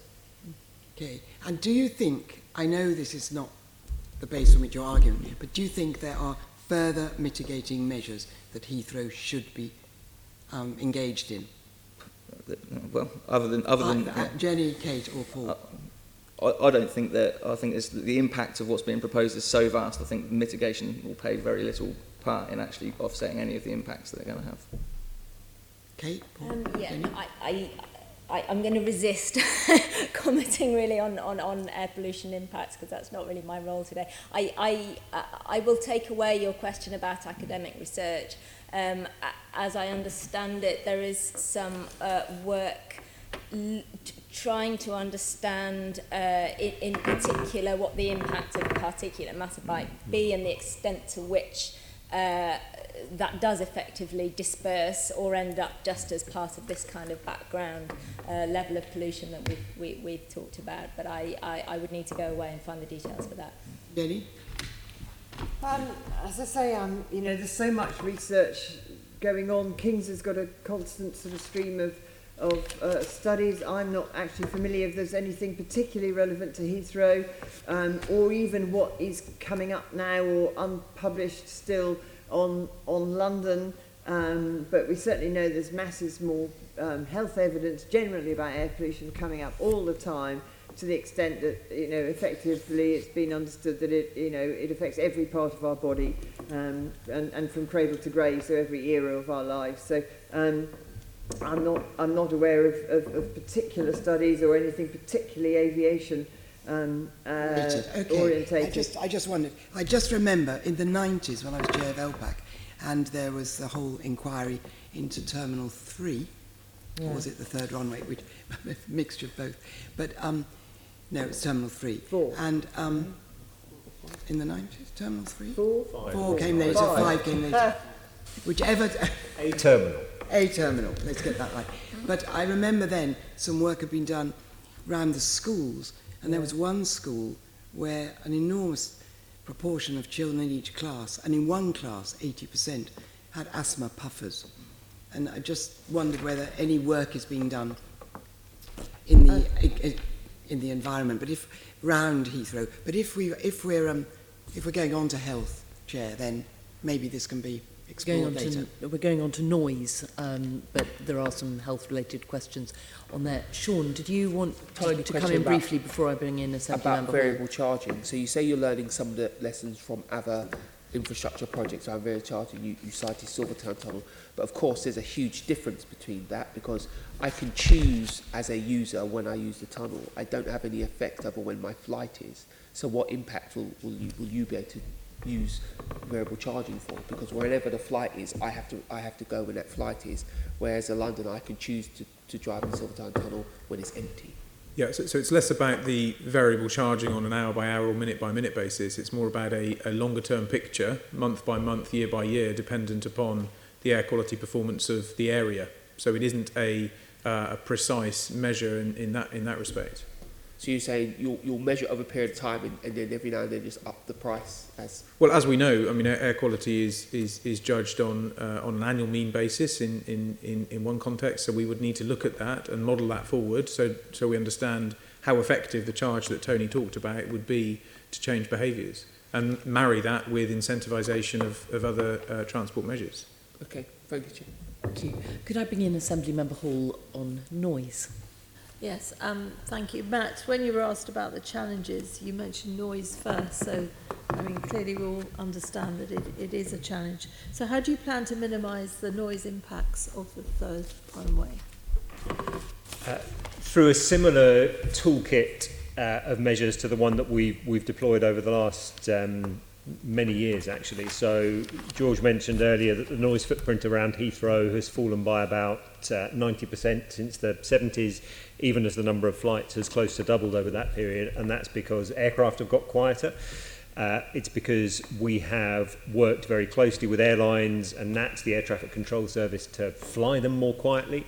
One example there being what we call a continuous descent approach, a gliding approach, which minimises the power aircraft need to use when they come into land. In future, we'll also look at bringing aircraft in slightly more steeply, so they're higher over London. So there's a whole basket of technology and operational measures. There are some things inherent in the design of the airport as well. So we, when after the coalition government withdrew its support for the expansion plans nearly a decade ago, one of the fundamental changes we made was moving the new runway as far west from London as possible. So again, that means aircraft are higher.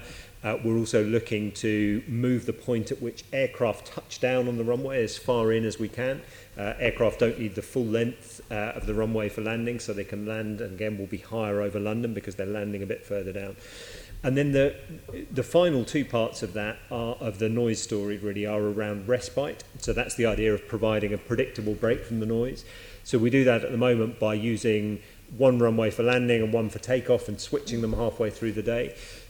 With a third runway, we plan to offer maintain an alternation pattern. It will be different because we have 3 runways, so we need to run it slightly differently, but still provide predictable periods without noise, but equally extend that concept to flight paths. So look at having a number of flight paths which with new navigation technology are very precise, but we can switch on and off at different times. One of the key things we hear from communities is that they value those periods of respite. And an extension of that at night is a longer period without scheduled night flights, so meeting the requirement for a 6.5-hour period without scheduled night flights. And then finally, recognising that there will still be noise, offering a significant package of noise insulation for homes around Heathrow. So that's the broad picture. And that all of the work that not just we've done, but the government, the Independent Airports Commission, has shown that you can increase the number of planes, but through that whole package of measures, continue to shrink the noise footprint around Heathrow in future. You've answered some of my next questions. I mean, one of the main concerns at the moment, I'm told that 700,000 people are affected, but with the expansion, there could be as many as 11 million people regularly exposed to over 65 decibels. Are you familiar with those figures? I don't think it's 11 million. That would be more than London. Well, that's it's in the briefing notes. I was wondering what your response to that would be. I certainly do not recognise a figure of 11 million. The remembering the population of London is 8 million, I think. Yes, so, that's right. Right. Nine at the moment. 9. But yes, but you obviously you fly over wider a much wider circle, and I don't know where your holding things are. But so the figure, when I talk about affecting fewer people with noise, we are using the current government definition of what the noise level above which some people become more annoyed by noise, significantly annoyed, and we're saying that will be there'll be a smaller area and a smaller number of people, therefore experiencing that level of noise in future compared to today. And we've set all of that information out in the consultation. I can check the exact figure that you've got there. I mean, the 11 million reference, quite frankly, I would find astonishing if that's true. I don't know where that's come from, but I will absolutely check that. Well, while that's being checked, I've also got here that it's expected that approximately 1.6 million people will be overflown by up to 47 flights per hour. What's your view on that? Well, so Heathrow already overflies many people in London. So we have, on average, around 40 arriving flights and 40 departing every hour. So there will be some areas that experience that kind of pattern in future. What we're looking to do is, as I said earlier, to alternate our runways and then alternate flight paths, so we're looking to provide predictable periods with and without noise. The 47 figure I don't recognise specifically. I would need to take it away and look at it. What we are looking to do is to provide, as I've said before, to maximise periods of predictable respite for people. But nevertheless, clearly there is going to be far more people affected than there were before. with the expansion? No, we don't. We genuinely don't think that. And I do understand that it can sound counterintuitive because we're saying there'll be more planes but fewer people affected. We are guided by government policy on average noise levels around Heathrow. As we've said before, they have fallen massively since the 1970s by about 90%, even as flights have increased, because planes have got quieter because of all of the operational procedures I've talked about. And that's given not just us confidence, but the government, the Airports Commission confidence in saying that we can continue to do that in future. And the evidence that we published recently in the consultation supports that. The average noise contour will be smaller around Heathrow, even with expansion, than it is today. You see, that does sound difficult to understand, doesn't it? I mean, if you've got more aircraft coming in, and they're coming in from different directions, it is going to affect people that it's not affecting so far. Or are you still within the same envelope and are you only flying in the same positions as before? So it's still, it's a smaller noise level affected by that average. Where you are right is that flight paths will change, and so individual communities might experience more aircraft. And it is certainly true there will be more aircraft in total. So individual aircraft are getting quieter, but if there are more of them, depending how you react to aircraft noise, you might notice some of those aircraft more. But what I'm saying is that following the government's guidance on the level at which people become annoyed by noise, in average terms, that area will be smaller in future than it is today. So how many communities, as you've put it, are going to be affected once it's expanded that have not been affected before? So they might not be concerned about any of this because they'll think, well, this doesn't affect me. Well, so two things on that. I mean, there are probably relatively few communities, although there will be some around Heathrow that experience no aircraft noise today. I suppose the ones that would be most concerned and be aware of most change would be the ones that are next to or in line with what we would call the final approach to the new third runway. So there's a point at which aircraft need to line up to land on the runway, and at the moment that's typically 7 or 8 miles. It might be a bit closer in future, but certainly within, if you think we're putting in a new runway, therefore there will be a flight path leading towards that is not there today. So that would be communities heading kind of north and east a bit from Heathrow. Okay, so on your modelling, exactly how many people will that affect? I'd need to check the exact figure Approximately. for that. I don't have that figure here, but Do we either can of check you, that. gentlemen? Because clearly this is very important. How many people is it going to affect that it's not affecting now? Well, as I say, it's I mean, you must be considering this because you mentioned noise as one of the main but problems. even there'll be some communities that have no overflight, but even there'll be some of those communities will hear some of the existing traffic from the existing runway. So as I say, it's not to say that they have absolutely no experience of aircraft noise today won't be true for all of those communities, but the exact figures we'll need to check. I don't know if you've got those here, George. I haven't with them. No, but we can They check. have been worked out though, haven't they? They are absolutely part of our assessment, yes. Yes, those communities that are currently affected, how that will change, and indeed those newly affected and how that will be apparent in the future. That is absolutely part of the assessment we're taking forward.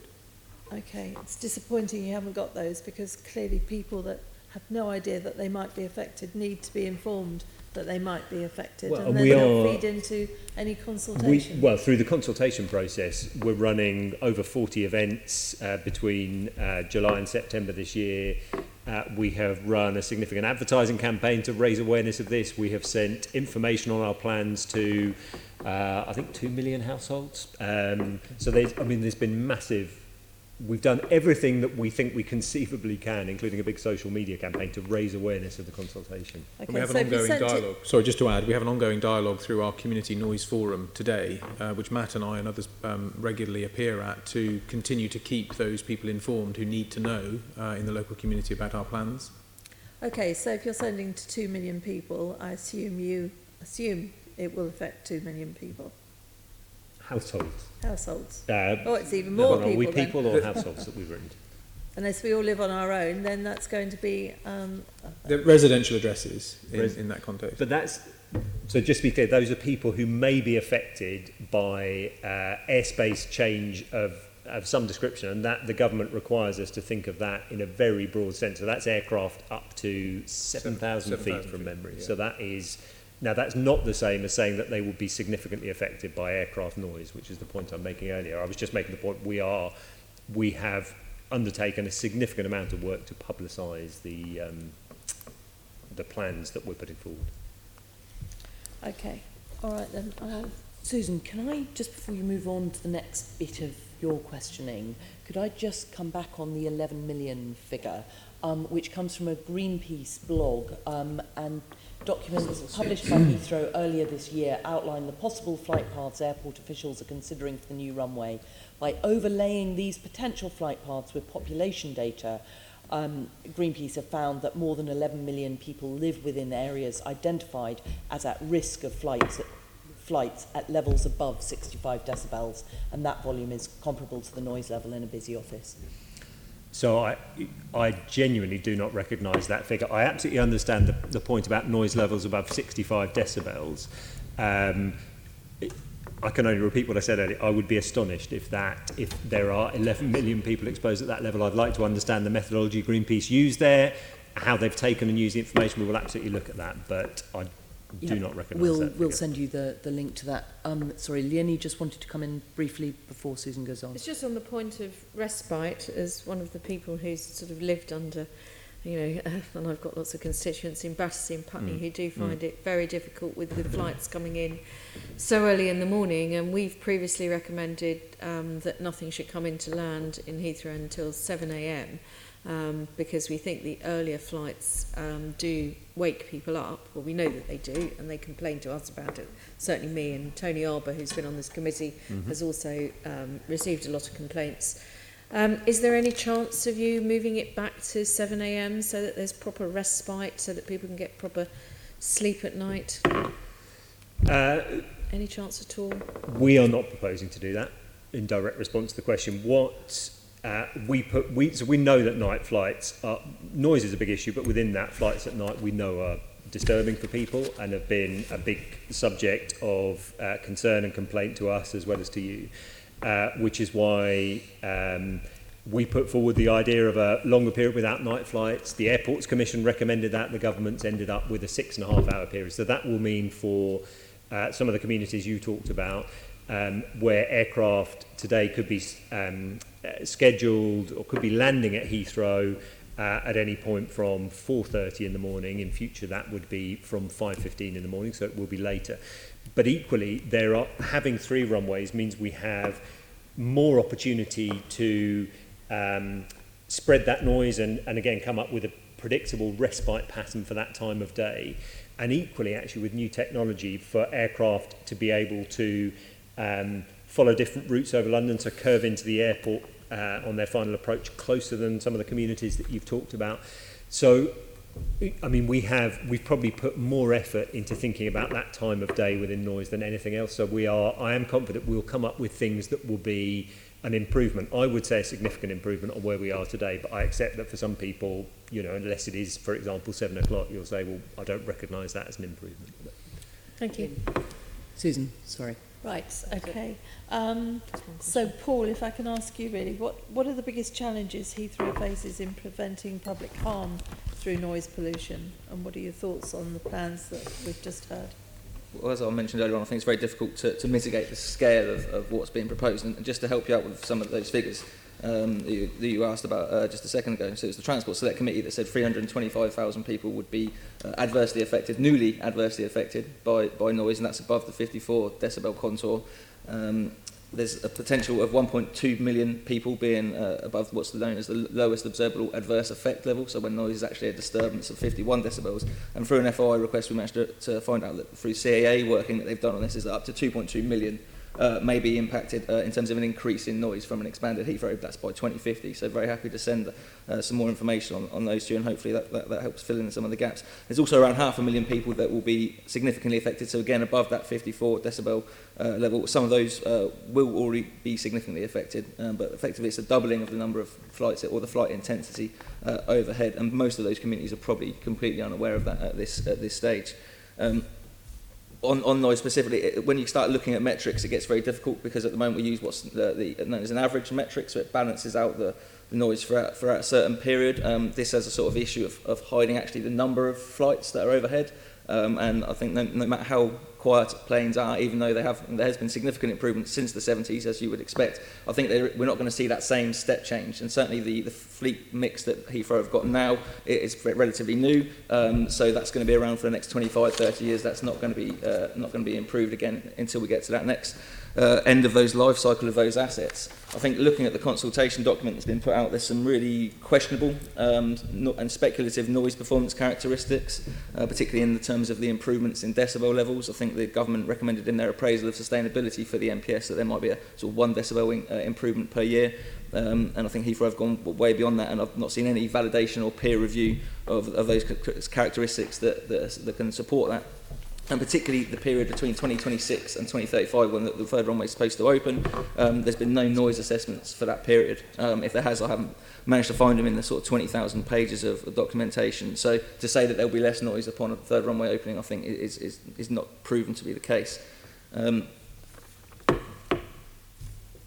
terms of the mitigation that's offered, there's sort of full compensation or full help with insulation for those within the 61 decibel contour, which is a slight improvement on the existing regime. However, that's not the onset of annoyance. Government now says it's 54, so there's a bit of a gap there in terms of the numbers of people who will be impacted and those who qualify.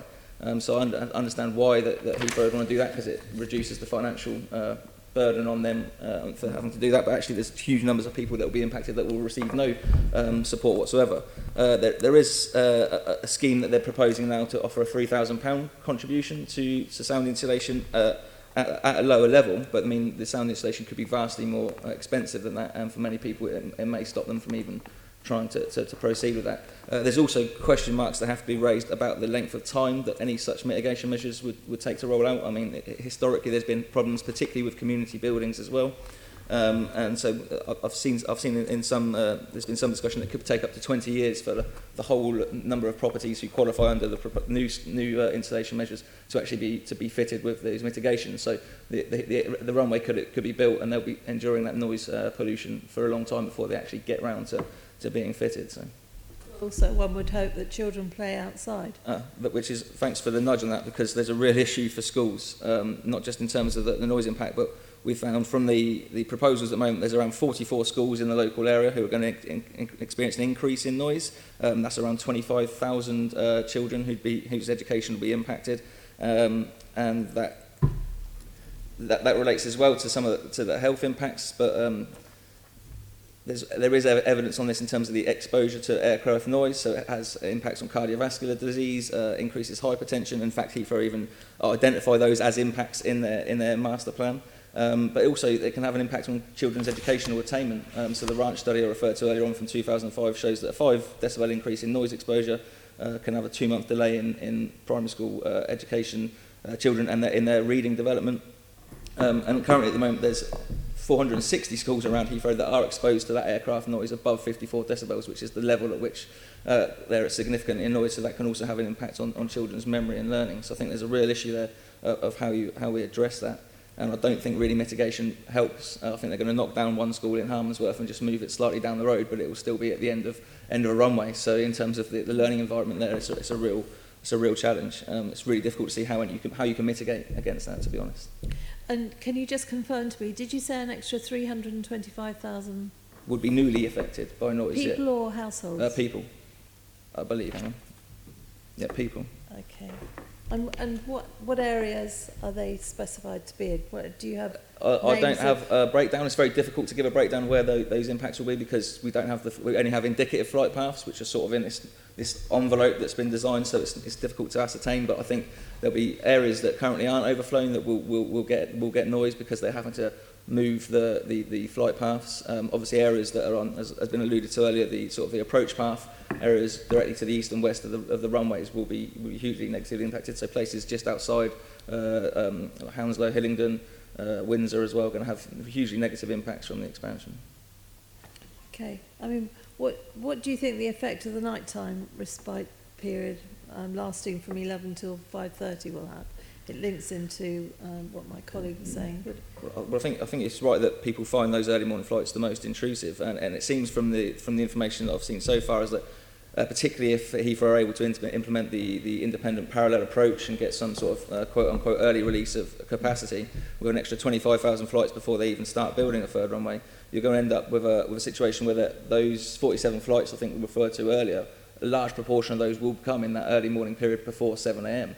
That's where you've got lots of flights that are coming in from they're transatlantic. long-haul ones, so they're the large vehicles. Yeah, so they're larger aircraft, which are also heavier and noisier. And also with that change in how those aircraft are going to land, they're going to be shifting. So they currently come in on stacks, but they'll be shifting elsewhere. So actually it'll push the impact of that more widely. So this is where it gets complicated in terms of how you measure the noise, because yes, individual aircraft may be slightly noisier, but 700 more planes a day in the skies, it doesn't mean that cumulatively that will be any smaller. It might allow the noise contour to slightly reduce it, as Matt was referring to, but it doesn't mean that the impact on the ground for the people underneath it will receive any benefit whatsoever.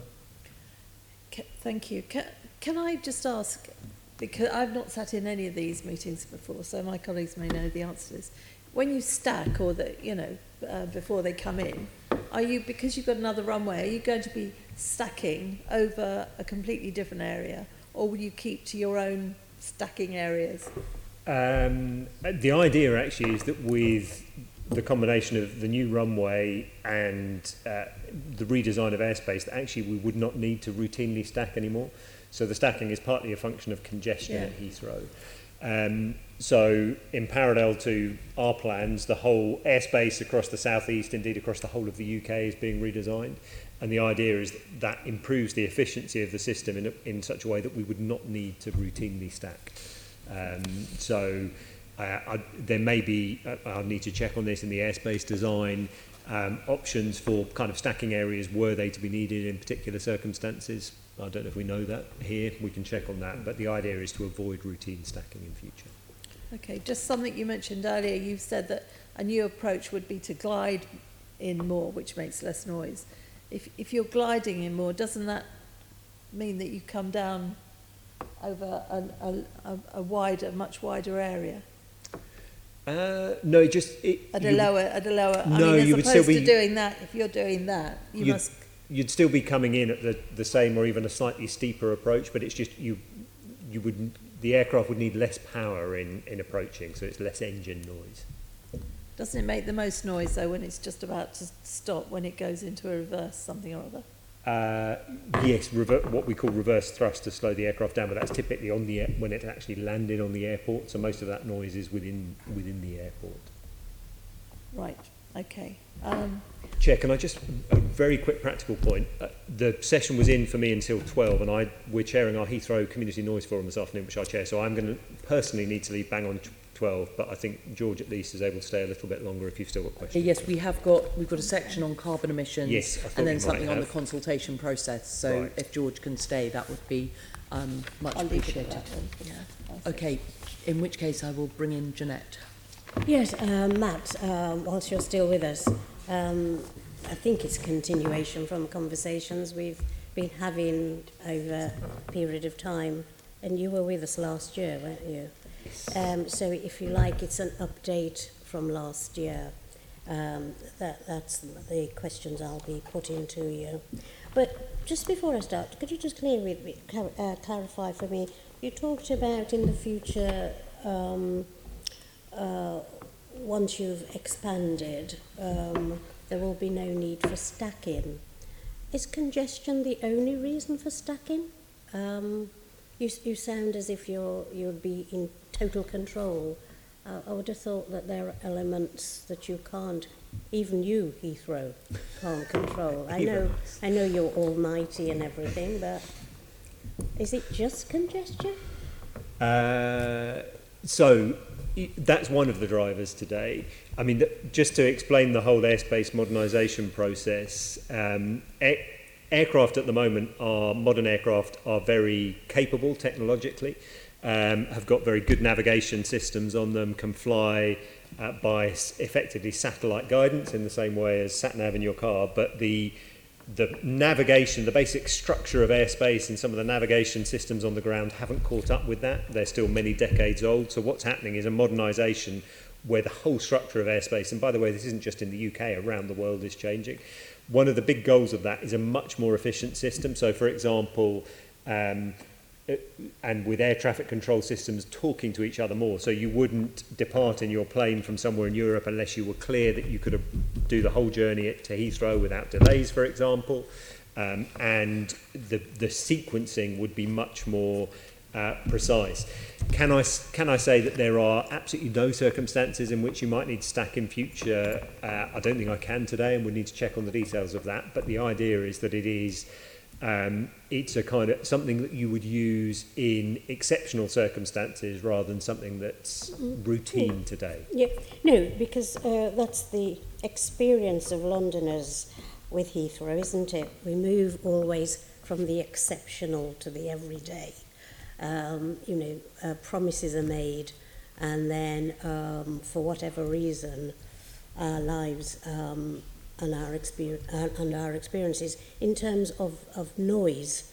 I mean, so many promises have been made, and yet still my constituents, Leonie's constituents and Londoners in general, can't have faith that the noise is getting any better. What work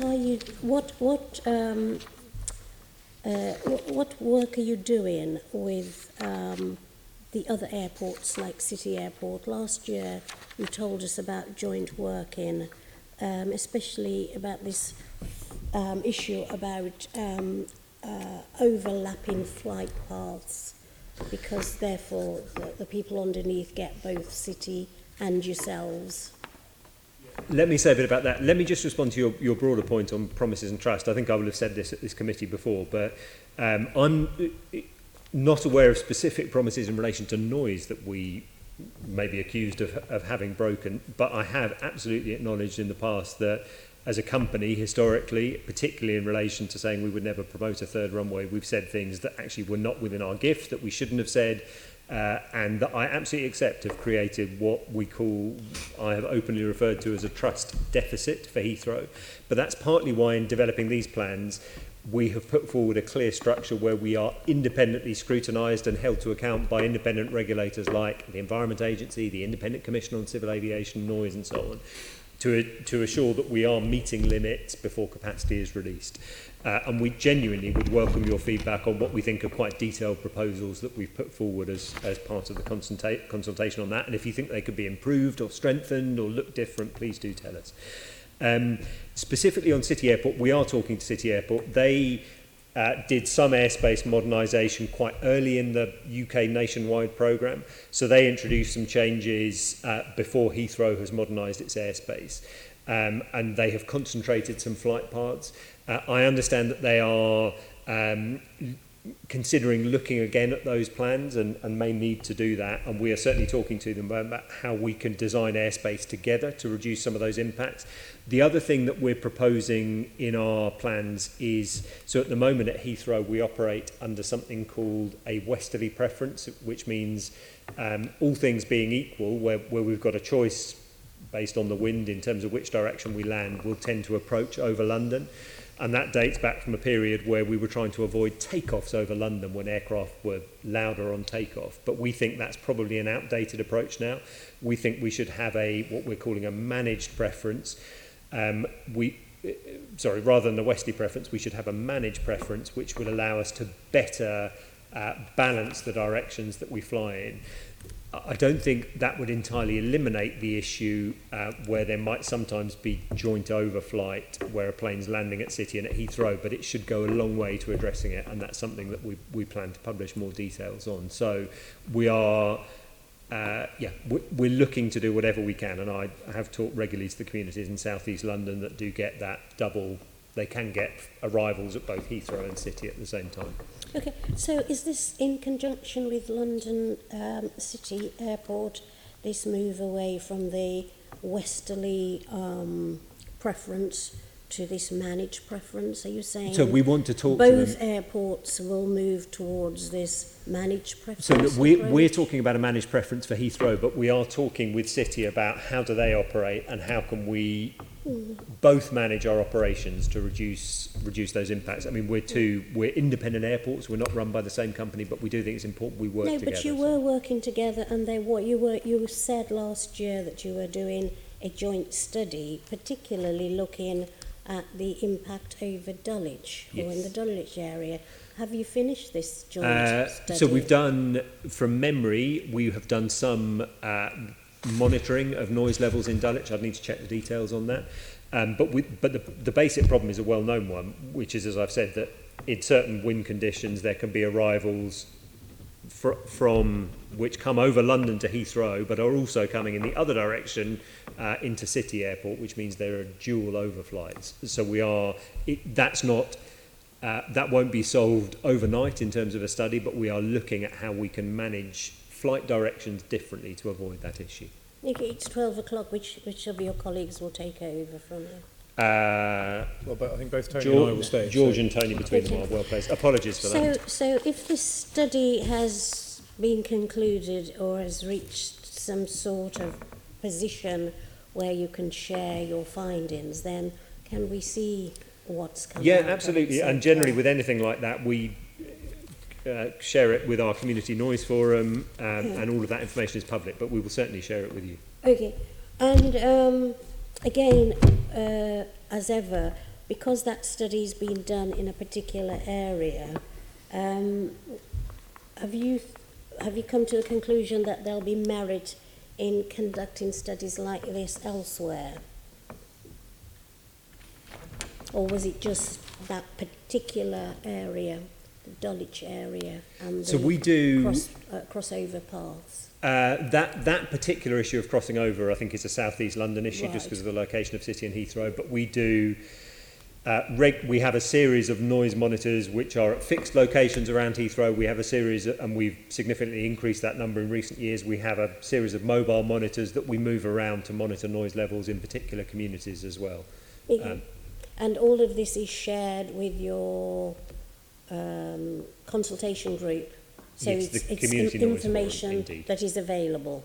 It is all publicly available, indeed. Okay, thank you. There is actually a GLA rep on that group, although I have to say he rarely turns up. So if you were to recommend that the GLA were more visible, we'd be very happy to see that as well. Oh, like your parting shot. We look forward to reducing the trust deficit in Heathrow. Take that way with you. Okay, my next question is about the Heathrow compensation scheme. Yeah? Yep. So is that you, Tony? I can... Which aspect? Yes. So, we're happy to take that. And then if you can't, then send back the answers in writing. Clearly, this is something that we've picked up in the conversations we've been having with people affected over a period of time, and we're still getting quite a bit of casework from it.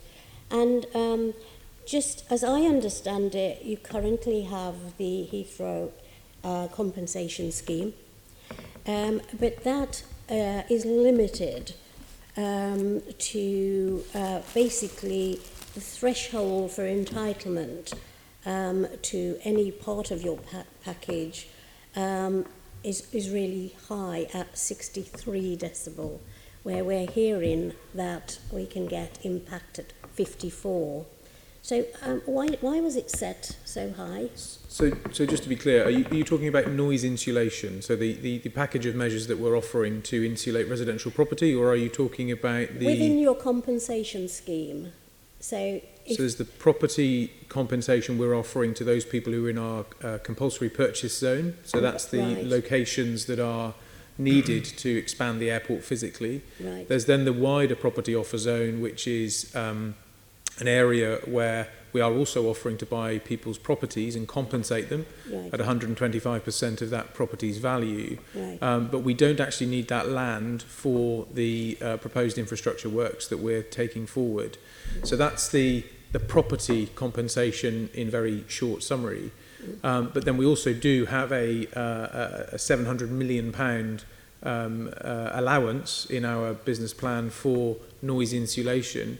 And as I think Paul mentioned earlier on, we have a graded offer depending on noise exposure, where we will offer to insulate those properties closest to the airport fully, and then make a financial contribution to those people who are further away and less affected. But is it not the case that the test that you've put in terms of disturbance and being eligible for any part of a compensation scheme is a decibel level of 63? Is that 63 decibels? So the 63 is the point at which the full insulation offer is offered. The lower, so anything below 63 is a £3,000 contribution, as we've said, within certain areas. But as we've made clear, I think this morning, we don't yet know precisely where aeroplanes are going to be in the sky because of the airspace change process. So we can't be at this stage clear on which properties may be eligible, which areas will experience those noise levels. But that will come forward through our plans, and obviously we will then implement the policies as we've set out. Okay. And then just following on, given that we've heard that a decibel level of, I think, Paul, you were talking about people experiencing health problems at 54 and our children having problems with memory, ability to learn and stuff like that. Isn't that the sort of figure that you should be looking to compensate at if you were going to use a figure? We've proposed what we think is a leading offer in terms of the impact that we are likely to have. We're consulting on that proposal at the moment, and we certainly welcome other perspectives. I mean, to the point of schools, you may or may not be aware that we work with a lot of the schools around the airport already today. We're very mindful of the effect that noise can have on the learning ability of young children, and it's certainly something that we take a very serious attitude towards, and we work closely with schools to provide outdoor learning environments and Adobe buildings and those sorts of things, which are pioneering, and we know that the schools that we're working with are seeing real benefit to enable them to have outdoor time during their curriculum, but not be affected by the aircraft noise overhead. So we're committed to doing more of that in the future with expansion. Okay. Paul, have you got any issues with, it seems to me that there is, we have information suggesting that 63 decibels is something that Heathrow is working on in terms of impacting on people, whereas the evidence is showing that it's lower. So would you expect them to be taking that into consideration and bringing that figure down? Absolutely. I mean, that's not sort of me just plucking that figure out there. That's government policy. The onset of annoyance begins at 54. And if you start to look at some of the WHO recommendations, they actually say health impacts start even lower at 45. Now, that would be sort of below than some of the observable effects maybe, but there's still sort of impacts in terms of sleep disturbance and which have impacts on productivity and such like. So I think if Heathrow have long claimed that they're offering a world-class mitigation package, and I think then they should put their money where their mouth is, and £700 million probably barely even scratches the surface. It would probably double or triple it if they actually took in the true impact on the ground. You also have to be careful, as I alluded to earlier with some of the metrics. It doesn't always capture the real impact that people experience when they've got the planes overhead. And when you're talking about compensation and mitigation, yes, they can have some insulation put in or some double glazing, but then I think somebody, Caroline maybe mentioned having windows open, particularly in the heat, then you need to have some sort of ventilation system as well in your house, but also in community buildings and schools that allows you to allows the insulation and the mitigation measures to work properly, because it's no good having double glazing if you've got the window open and the planes are going overhead. Certainly my thoughts are with people during the next couple of days when they open their windows. Okay. Thank you. Now, just before we move on to Leonie on carbon emissions, I just wanted to pick up on one thing, because we heard a bit about aircraft technology sort of changes, and I just wanted to ask Rob if Paul, if aircraft technology provides any kind of viable means of avoiding increased noise pollution, or whether it's not going to help much? I think there's potential for some. There's an excellent report produced by an organisation called Free Ride that looked at the potential of electric planes. But in terms of emissions, they think that would only help reduce 15% over the next 20 or 30 years. And I'm not an engineer, but my understanding is there's a trade-off with future generations of aircraft. You can either make them quieter or you can make them cleaner, and you can't do both. At some point you have to decide to go one way or the other. And of course, even with electric planes, they're currently, what's in development will only sort of service short-haul flights, and you could well argue that we should be taking the train for many of those flights anyway. So the transatlantic flights and further distance, there's a very long way away, I think, in terms of development, where we can have a cleaner or a quieter plane that will rectify that. And even with electric planes, of course, then the big challenge there is around battery technology. Those are extremely heavy, and of course they need to be able to get off the ground, at which point if you have to put extra power in to get the aircraft off the ground, it's going to create more noise. So there are limits to, I think, to what how we can rely on technology to solve this problem for us. Yep, physics. Yeah. Okay, Leonie, can I bring you in on carbon emissions, and can I remind everyone we're slightly beginning to be up against the clock?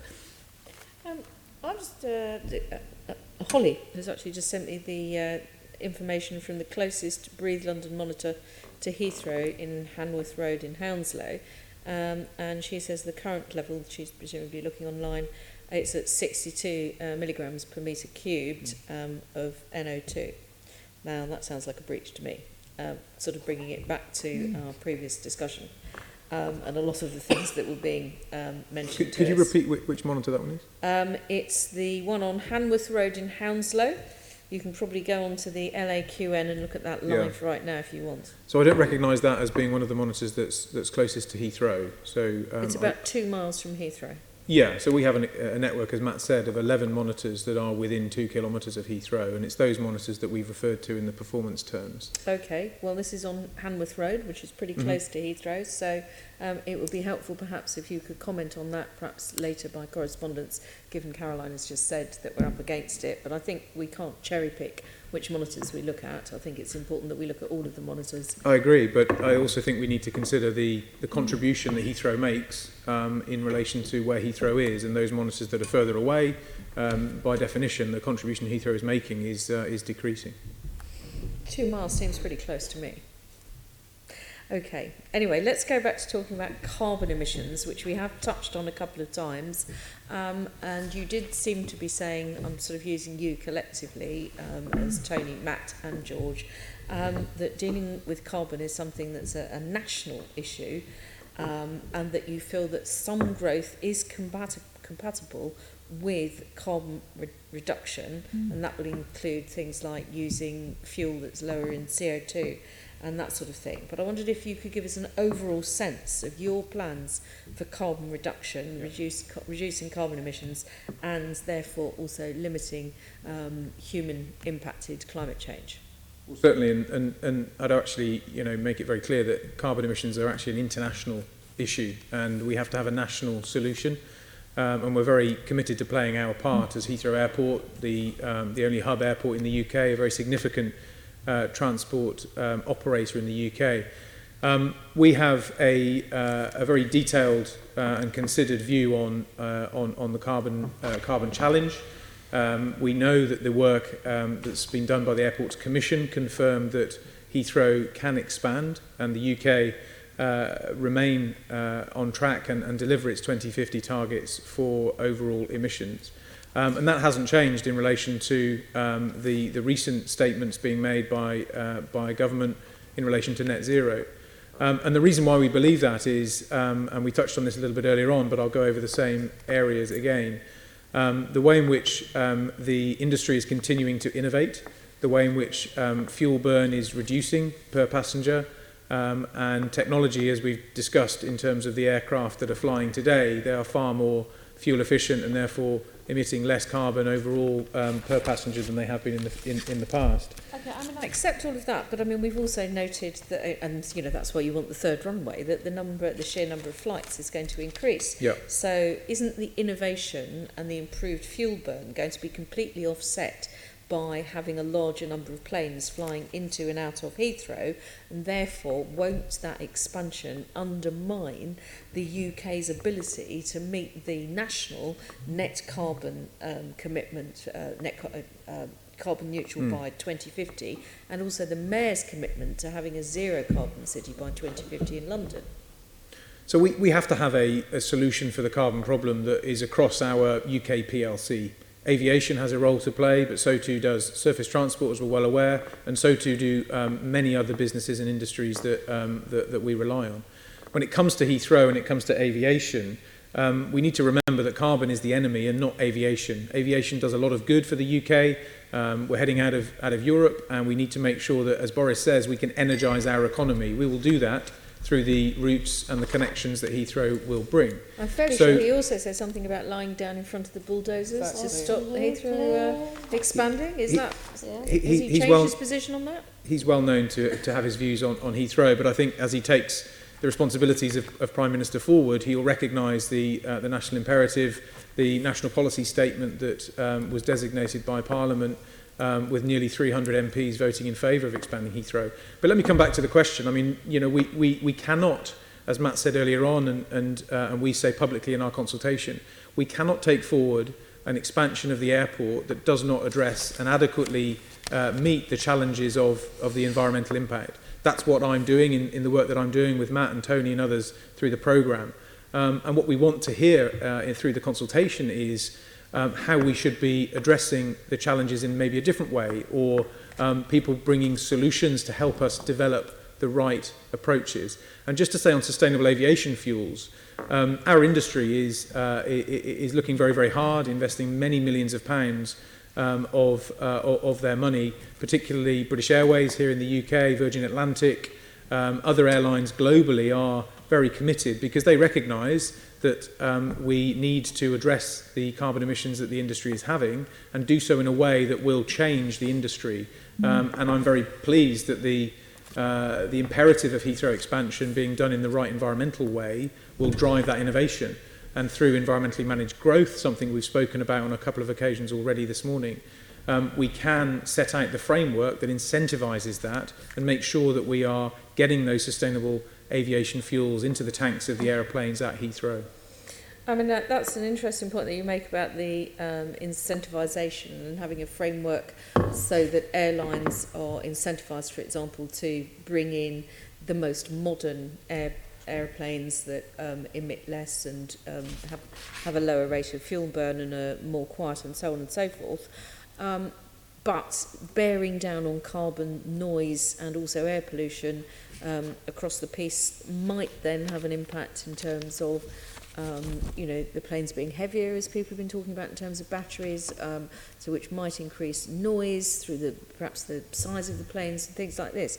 So I wondered if you could give us a picture of what are the technologies that are currently available to help us on that journey to minimise CO2, and how do you see that developing? There's a lot of talk about electric planes at the moment, and I know that there's a lot of work going into that, but also obviously there's the possibility of planes that run on hydrogen. Could you give us a sort of a picture of where, are you going to be driving that innovation through electric towards hydrogen? How do you see this working out? I think we clearly need to be realistic. We're not going to see electric aeroplanes within the next year or two. They are a long-term development programme. Research and development, though, is very concerted and very committed in this area throughout the industry. Although fossil fuels, liquid fossil fuels are obviously the fuel source that we're using at the moment, we are going to continue to see liquid fuels in aeroplanes for many years, albeit those liquid fuels are going to be more commonly sustainable aviation fuel, which isn't necessarily sourced or won't be sourced from what we consider to be biofuels. Those result in indirect land use change, which obviously takes land out of production for human foodstuffs. So what we do need to drive, though, is the technology in relation to those short-haul planes, and something that we are doing as Heathrow is developing through our Sustainability Centre of Excellence, incentivising the industry to do more. One of the ways we're doing that is we are committed to waiving the landing fees of those first electric planes that come in to use the airport.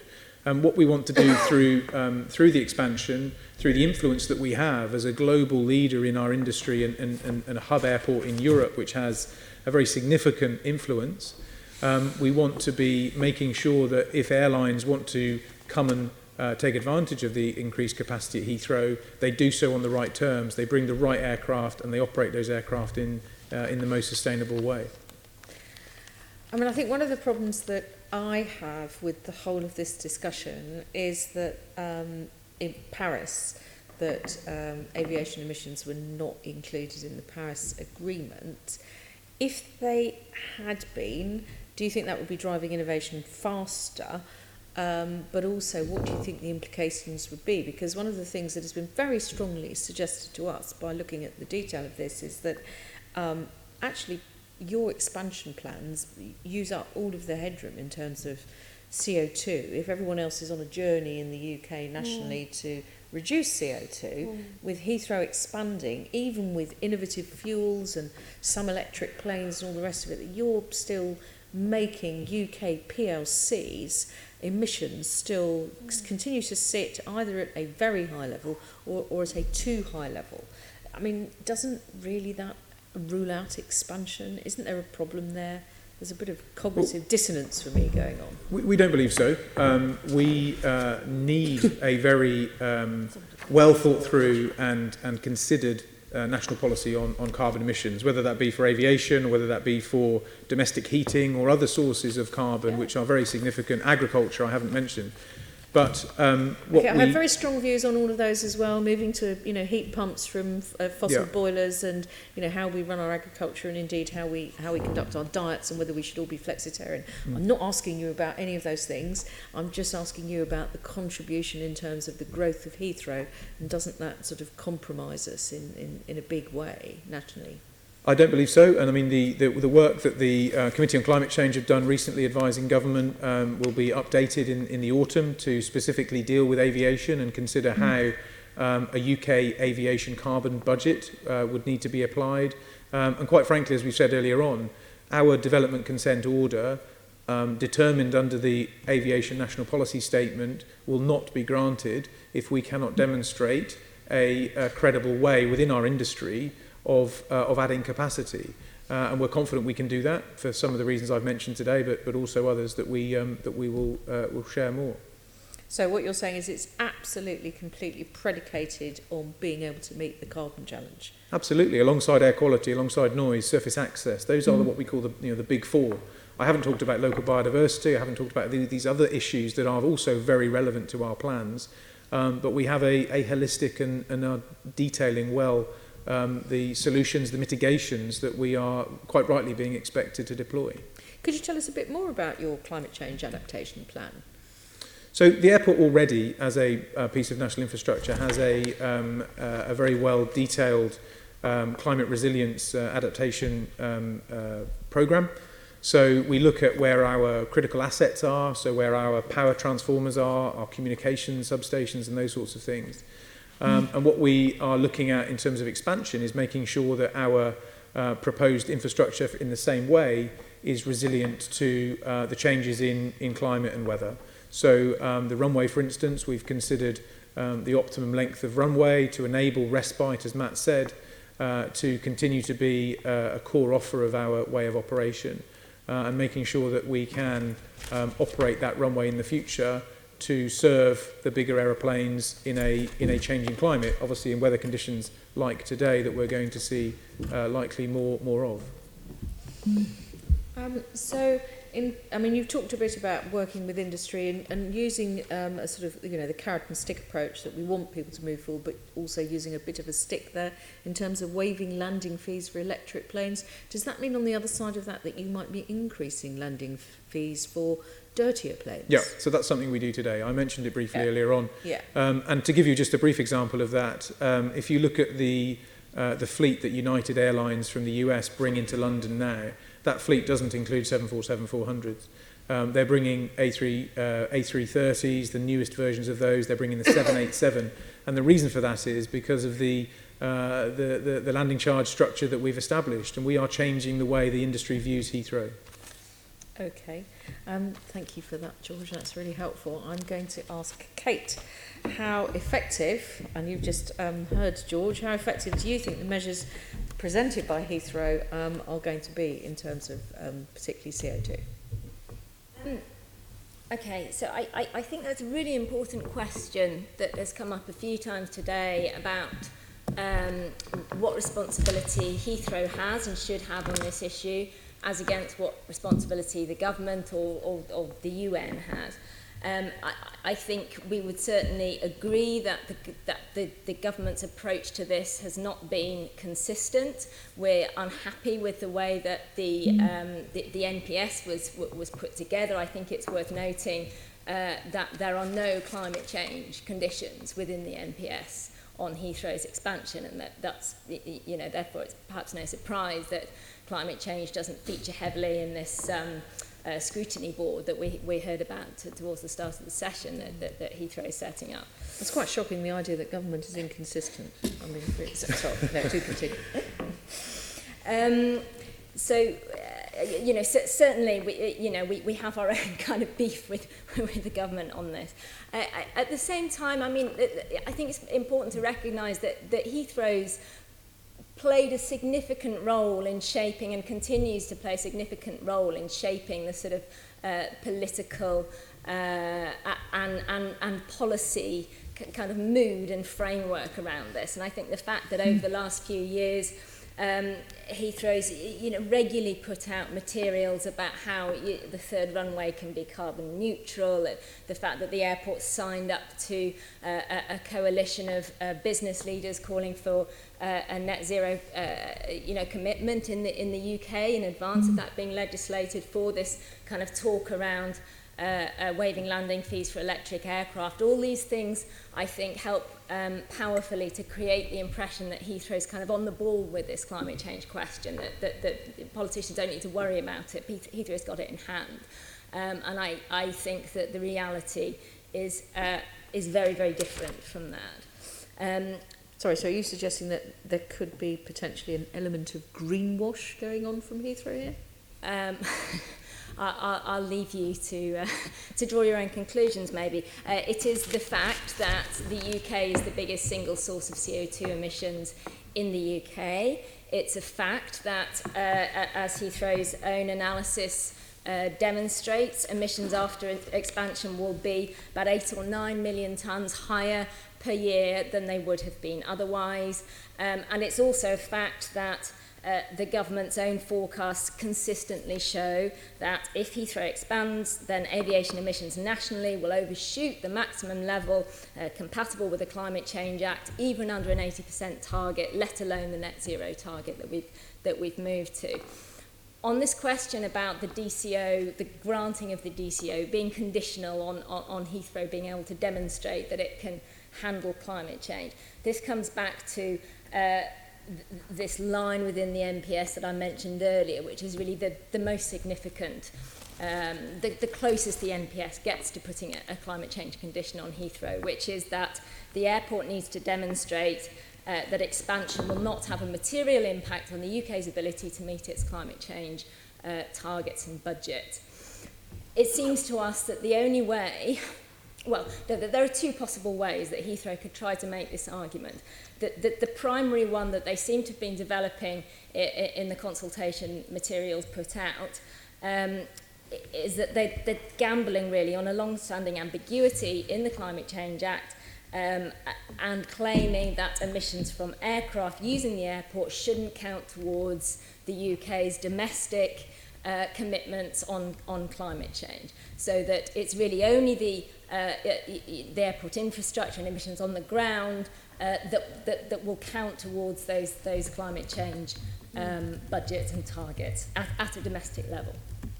I think the second argument that Heathrow keeps always in its back pocket is this idea about offsetting. They say, look, even if we don't have to legally do anything about the emissions from the aircraft, nevertheless, we're going to set ourselves an aspiration that after expansion, emissions will be there'll be no increase in emissions, and that seems to come down to the fact that from about 2020, airlines will have to participate in a UN scheme requiring them as airlines, not the airport, to offset emissions above their 2020 level.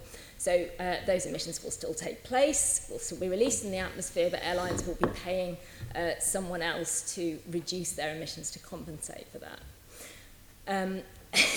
We think there are big problems in both of those arguments, but maybe I'll stop there. Okay, so I mean, I think you said that the expansion at Heathrow, what that means for UK aviation is that it isn't really going to work out for the country to be UK carbon neutral by 2050 with the expansion.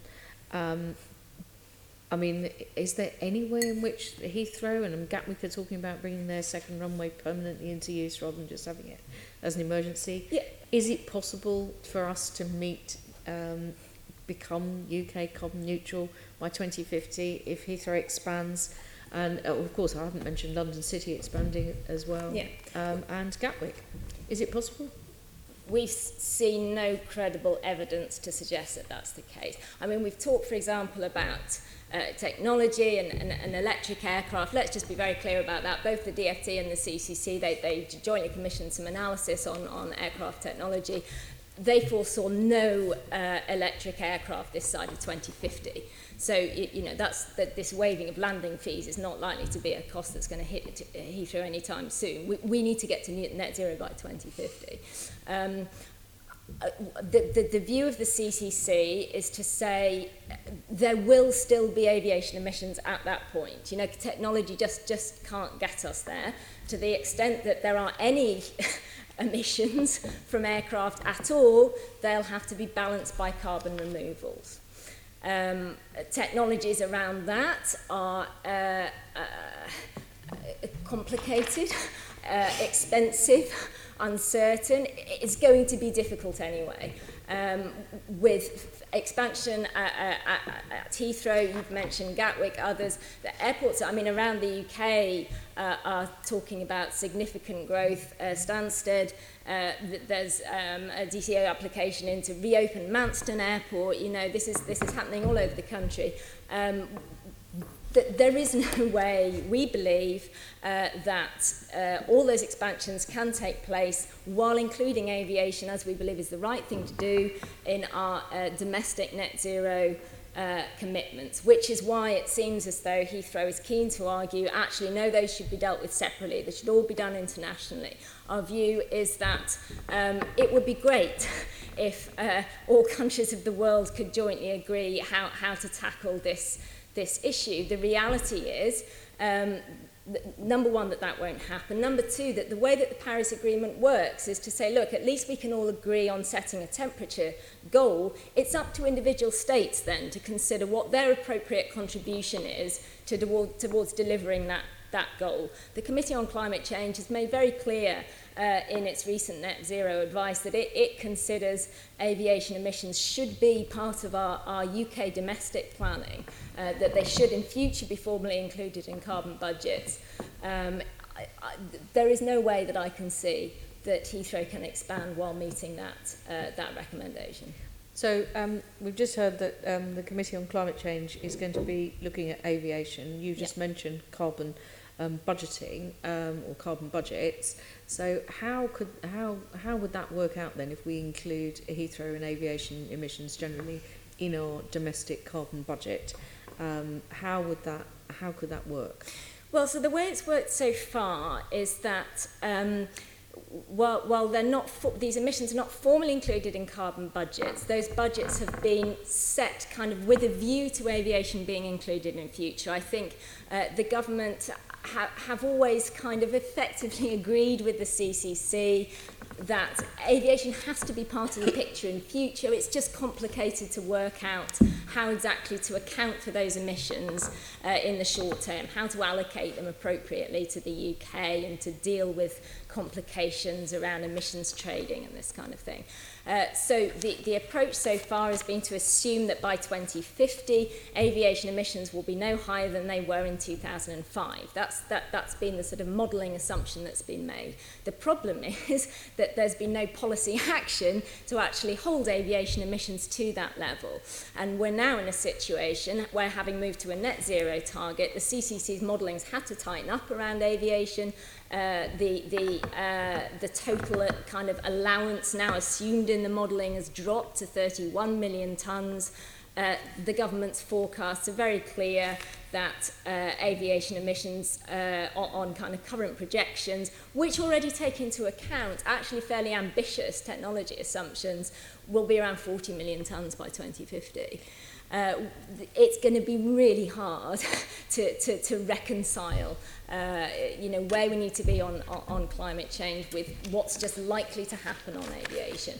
And by saying yes to airport expansions around the UK, we're effectively giving away one of the easiest levers, public policy levers that we have to try to rein in this problem. So we've said that it's difficult to remove CO2 and then sequester it, and whether we have the technologies to hand to do that. And we've got planes that we're not quite sure are going to be developing quickly enough to the point where the amount of emissions that they create is going to be dropping fast enough. What about the available technologies for measuring aviation carbon as well? Because you just mentioned there is a bit of a sort of grey area there, if you like, that there's some different opinions, perhaps, is another way of looking at it. Are we actually really able to measure the overall carbon from aviation? And and of course, I've had the discussion earlier on with Matt about where do things end up when they come out of planes that are flying over London? And I think that has been part of the grey areas, whether or not you then say that that is the responsibility of somebody in this area, a whole nation, or whether it's a global issue. I mean, are we even in a position to measure it properly? Yeah, we are. I think it's fairly straightforward to know, for a given amount of aviation fuel, and pretty much all aviation fuel is still fossil fuel and will remain so for the foreseeable future. We know how much CO2, a litre of fuel generates. There are a couple of relevant grey areas. One of them is more around just how you enter these emissions into your kind of carbon accounts. And it's been difficult to get agreement on that internationally. Do you allocate all the emissions from all departing flights to your own nation? There was talk sometime historically about kind of nationality of passengers as being the right way to do this, and that's been more recently complicated by things like aviation's inclusion in the emissions trading system.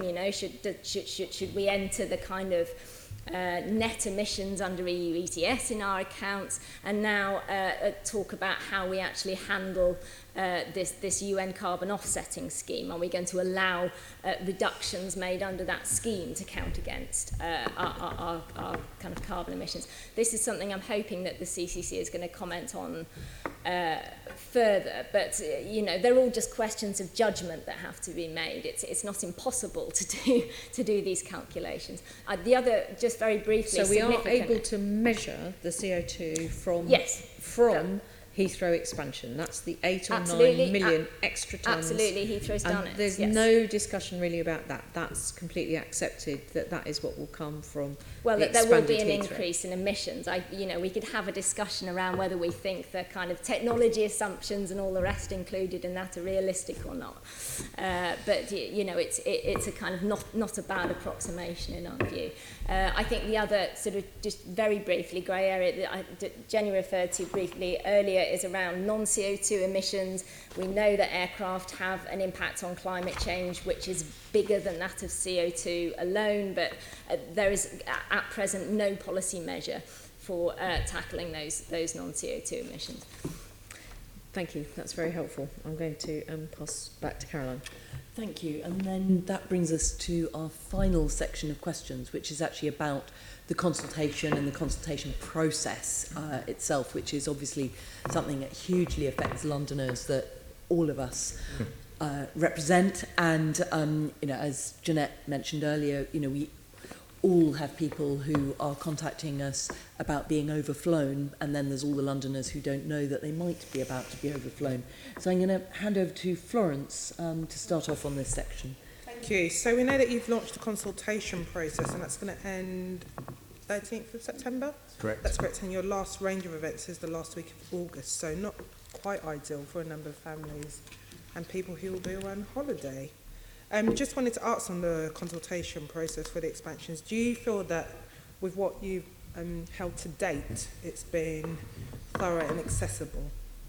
So we've worked with our Heathrow Community Engagement Board to make our materials as accessible as possible. We've taken advice from that group in terms of reaching out to hard to reach communities. We've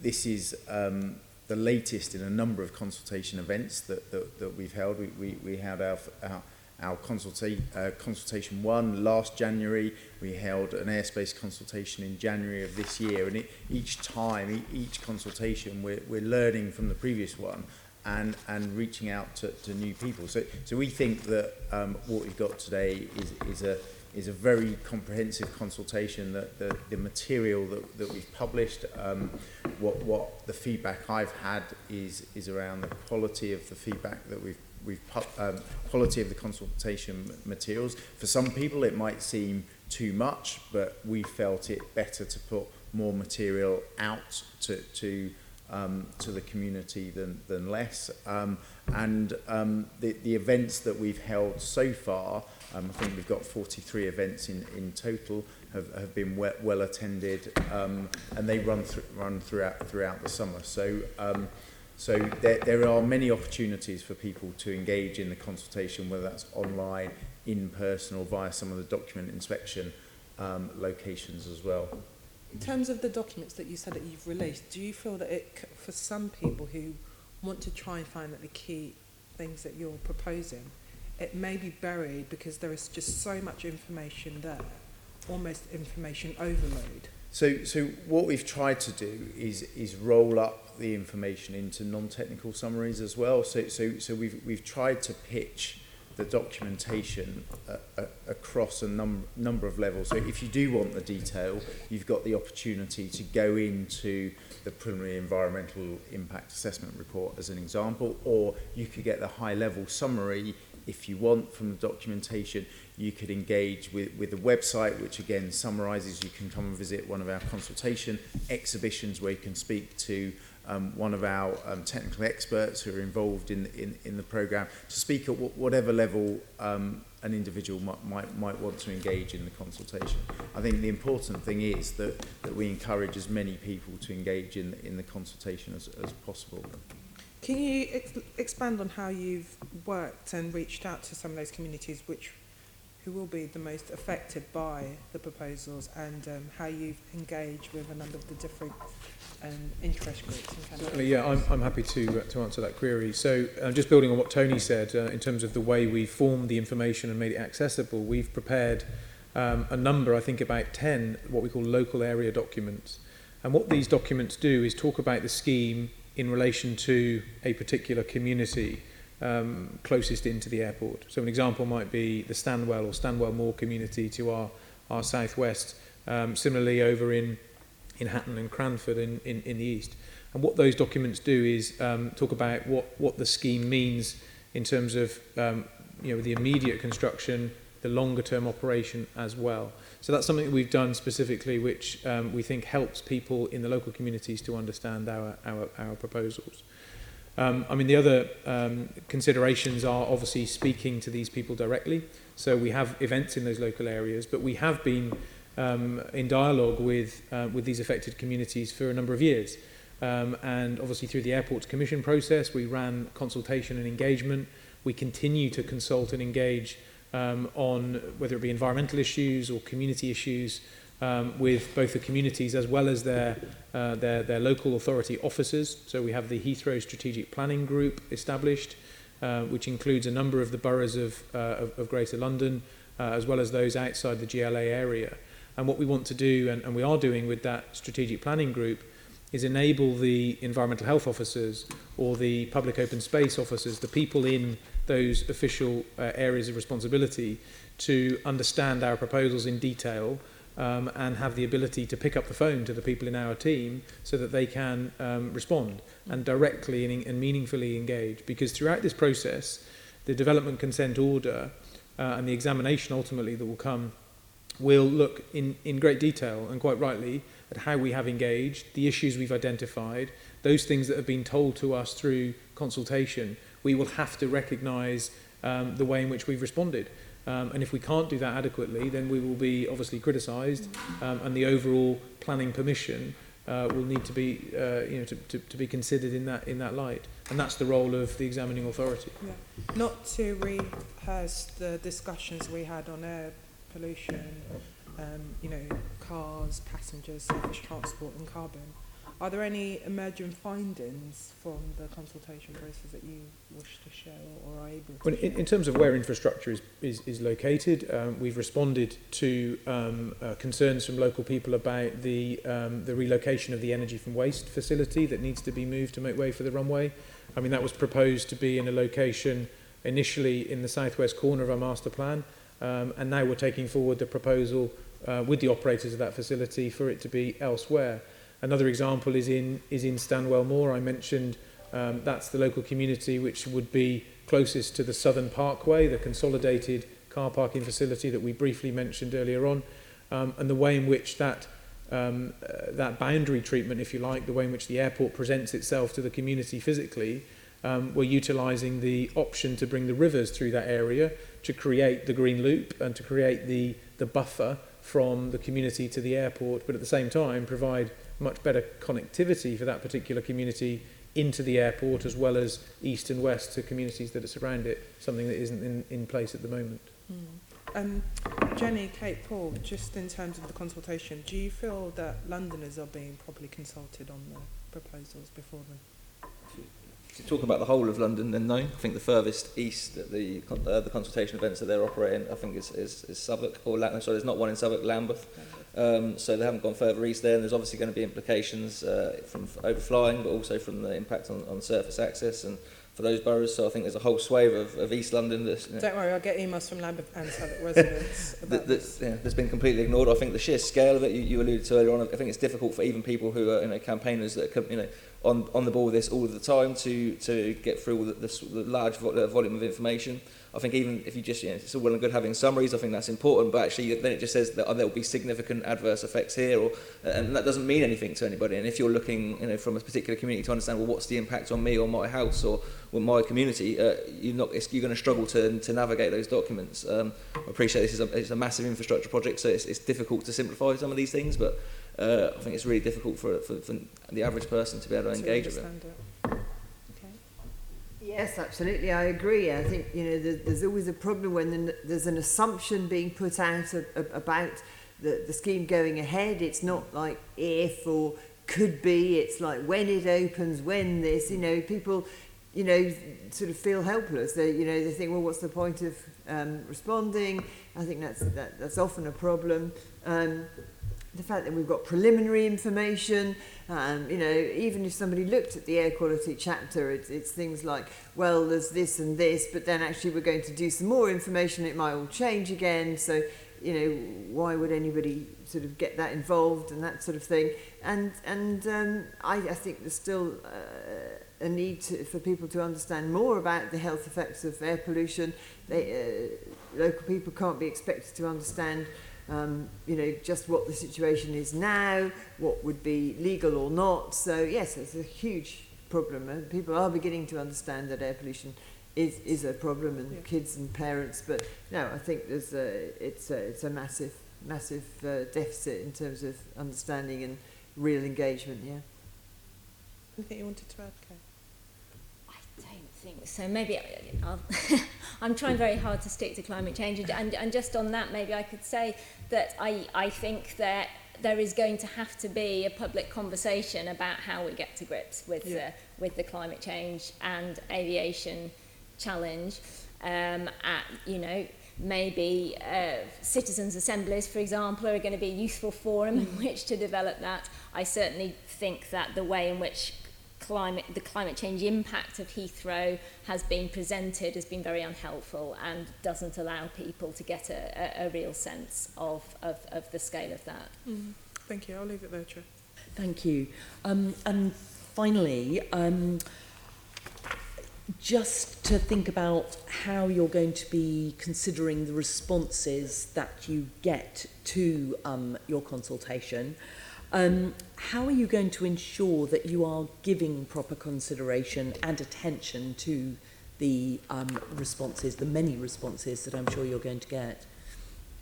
Yeah, so following on from our consultation one last year, we assess and analyse all of the responses that we get back.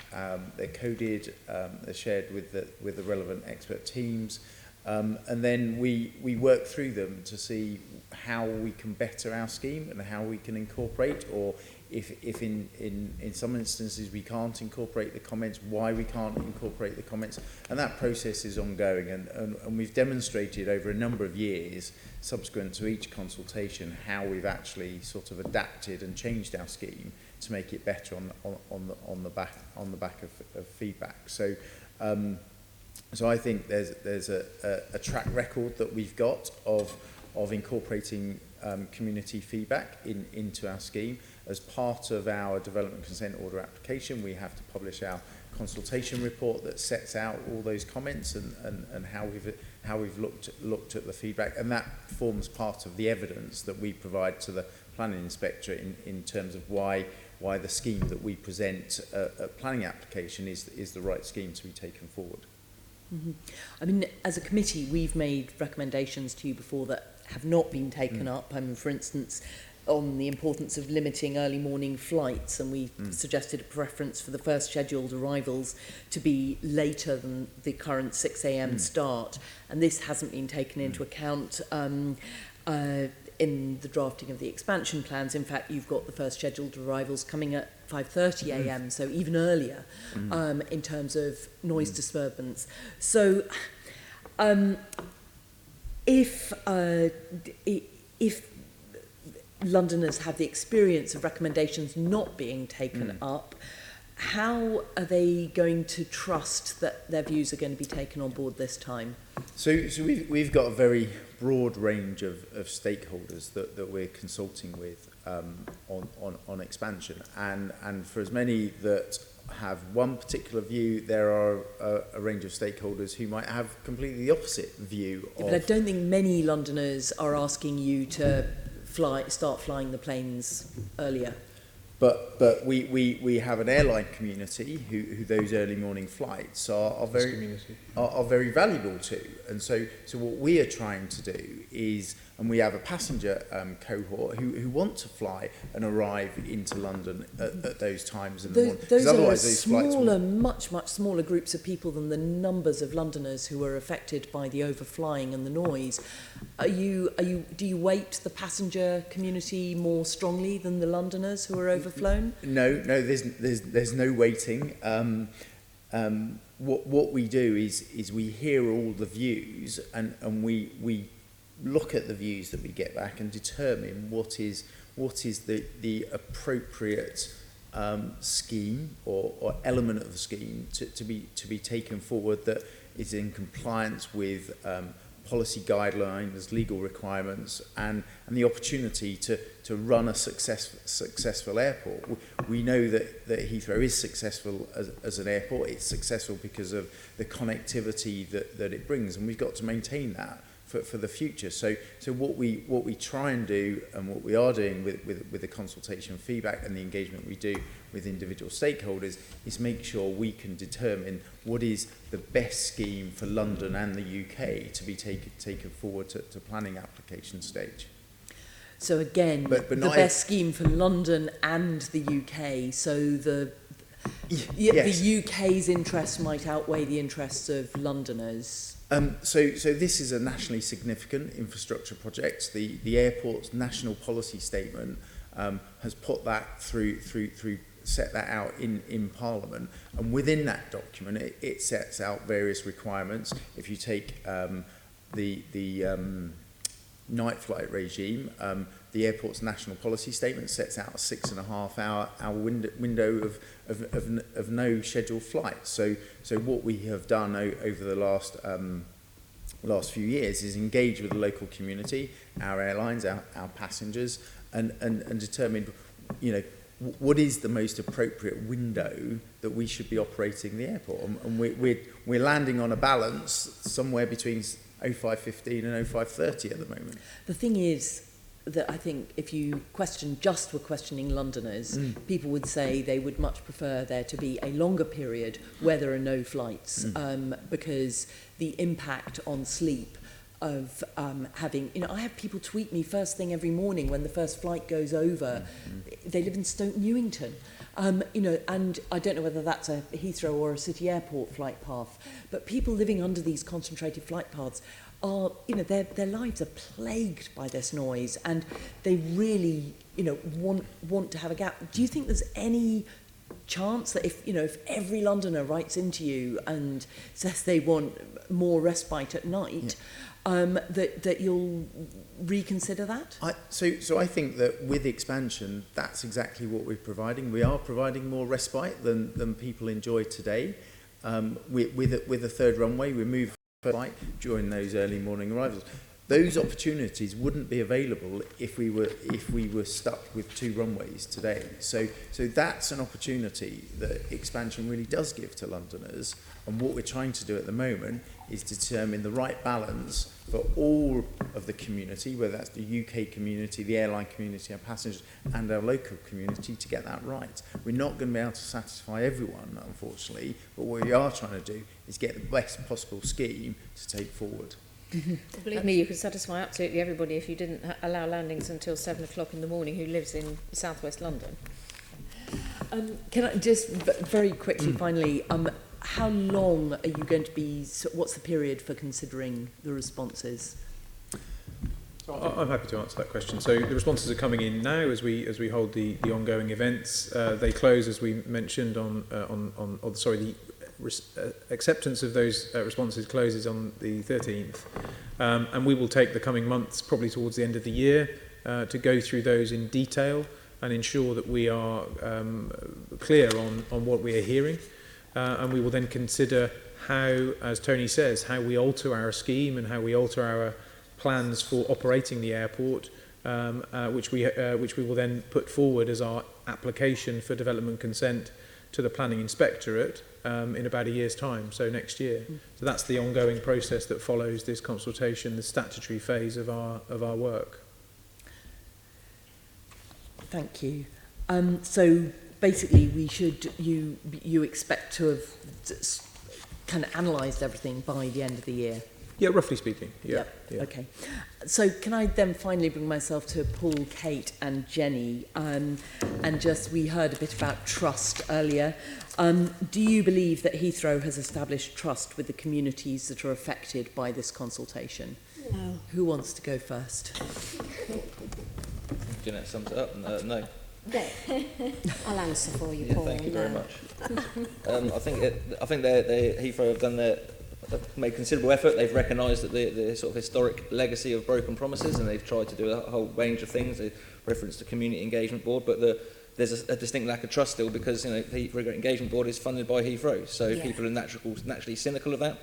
The Independent Commission on Civil Aviation Noise was the recommendation from the Airports Commission, so it's supposed to be set up before we even got into the National Policy Statement process. It's only just been created now. It has no statutory powers, has no ability to monitor or make any recommendations on those. So again, people have no faith in that process. So,